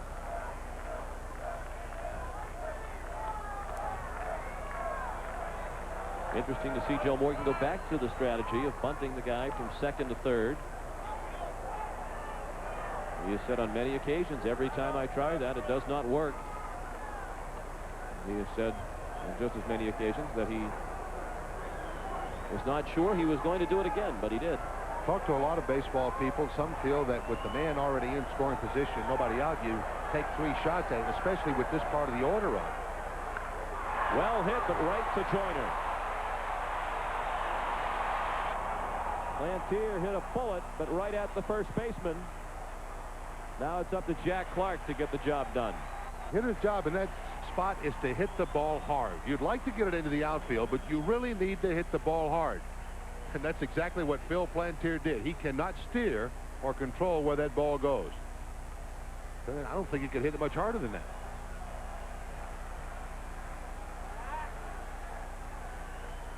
Now the infield is back with 2 outs. Boggs at third and Jack Clark the hitter. Clark 0 for 3 tonight. Looking for his first hit of the series. He's 0 for 6 in the 2 games here. Little looper caught by Luis Sojo, the second baseman. Brian Harvey ties the California club record for saves in a season, and the Angels have won 2 in a row over the Red Sox, who remain 4.5 games out of first place in the AL East. The final score, California 1 and Boston nothing. We'll have the totals and more from Anaheim in a moment. Tonight's totals for the California Angels: 1 run on 3 hits and 1 error, as the ball hit by Boggs in the 9th inning was scored a double. The Angels left 4 men on base. The Red Sox, no runs, 4 hits, and no errors. They stranded 4, including the potential tying run at third base in the 9th inning. The winning pitcher, California starter Kirk McCaskill, who worked the first 8 and allowed just 3 hits. His record 10-16. The loser, a tough luck loss for Kevin Morton. He's now 3-3, and Brian Harvey tied the California club record for saves in a season with his 31st of the year. He's now tied with Jeff Reardon for 3rd in the American League in saves. Dennis Eckersley leads the league with 36. Time of the ball game, a tidy 2 hours and 20 minutes before a crowd of 31,597.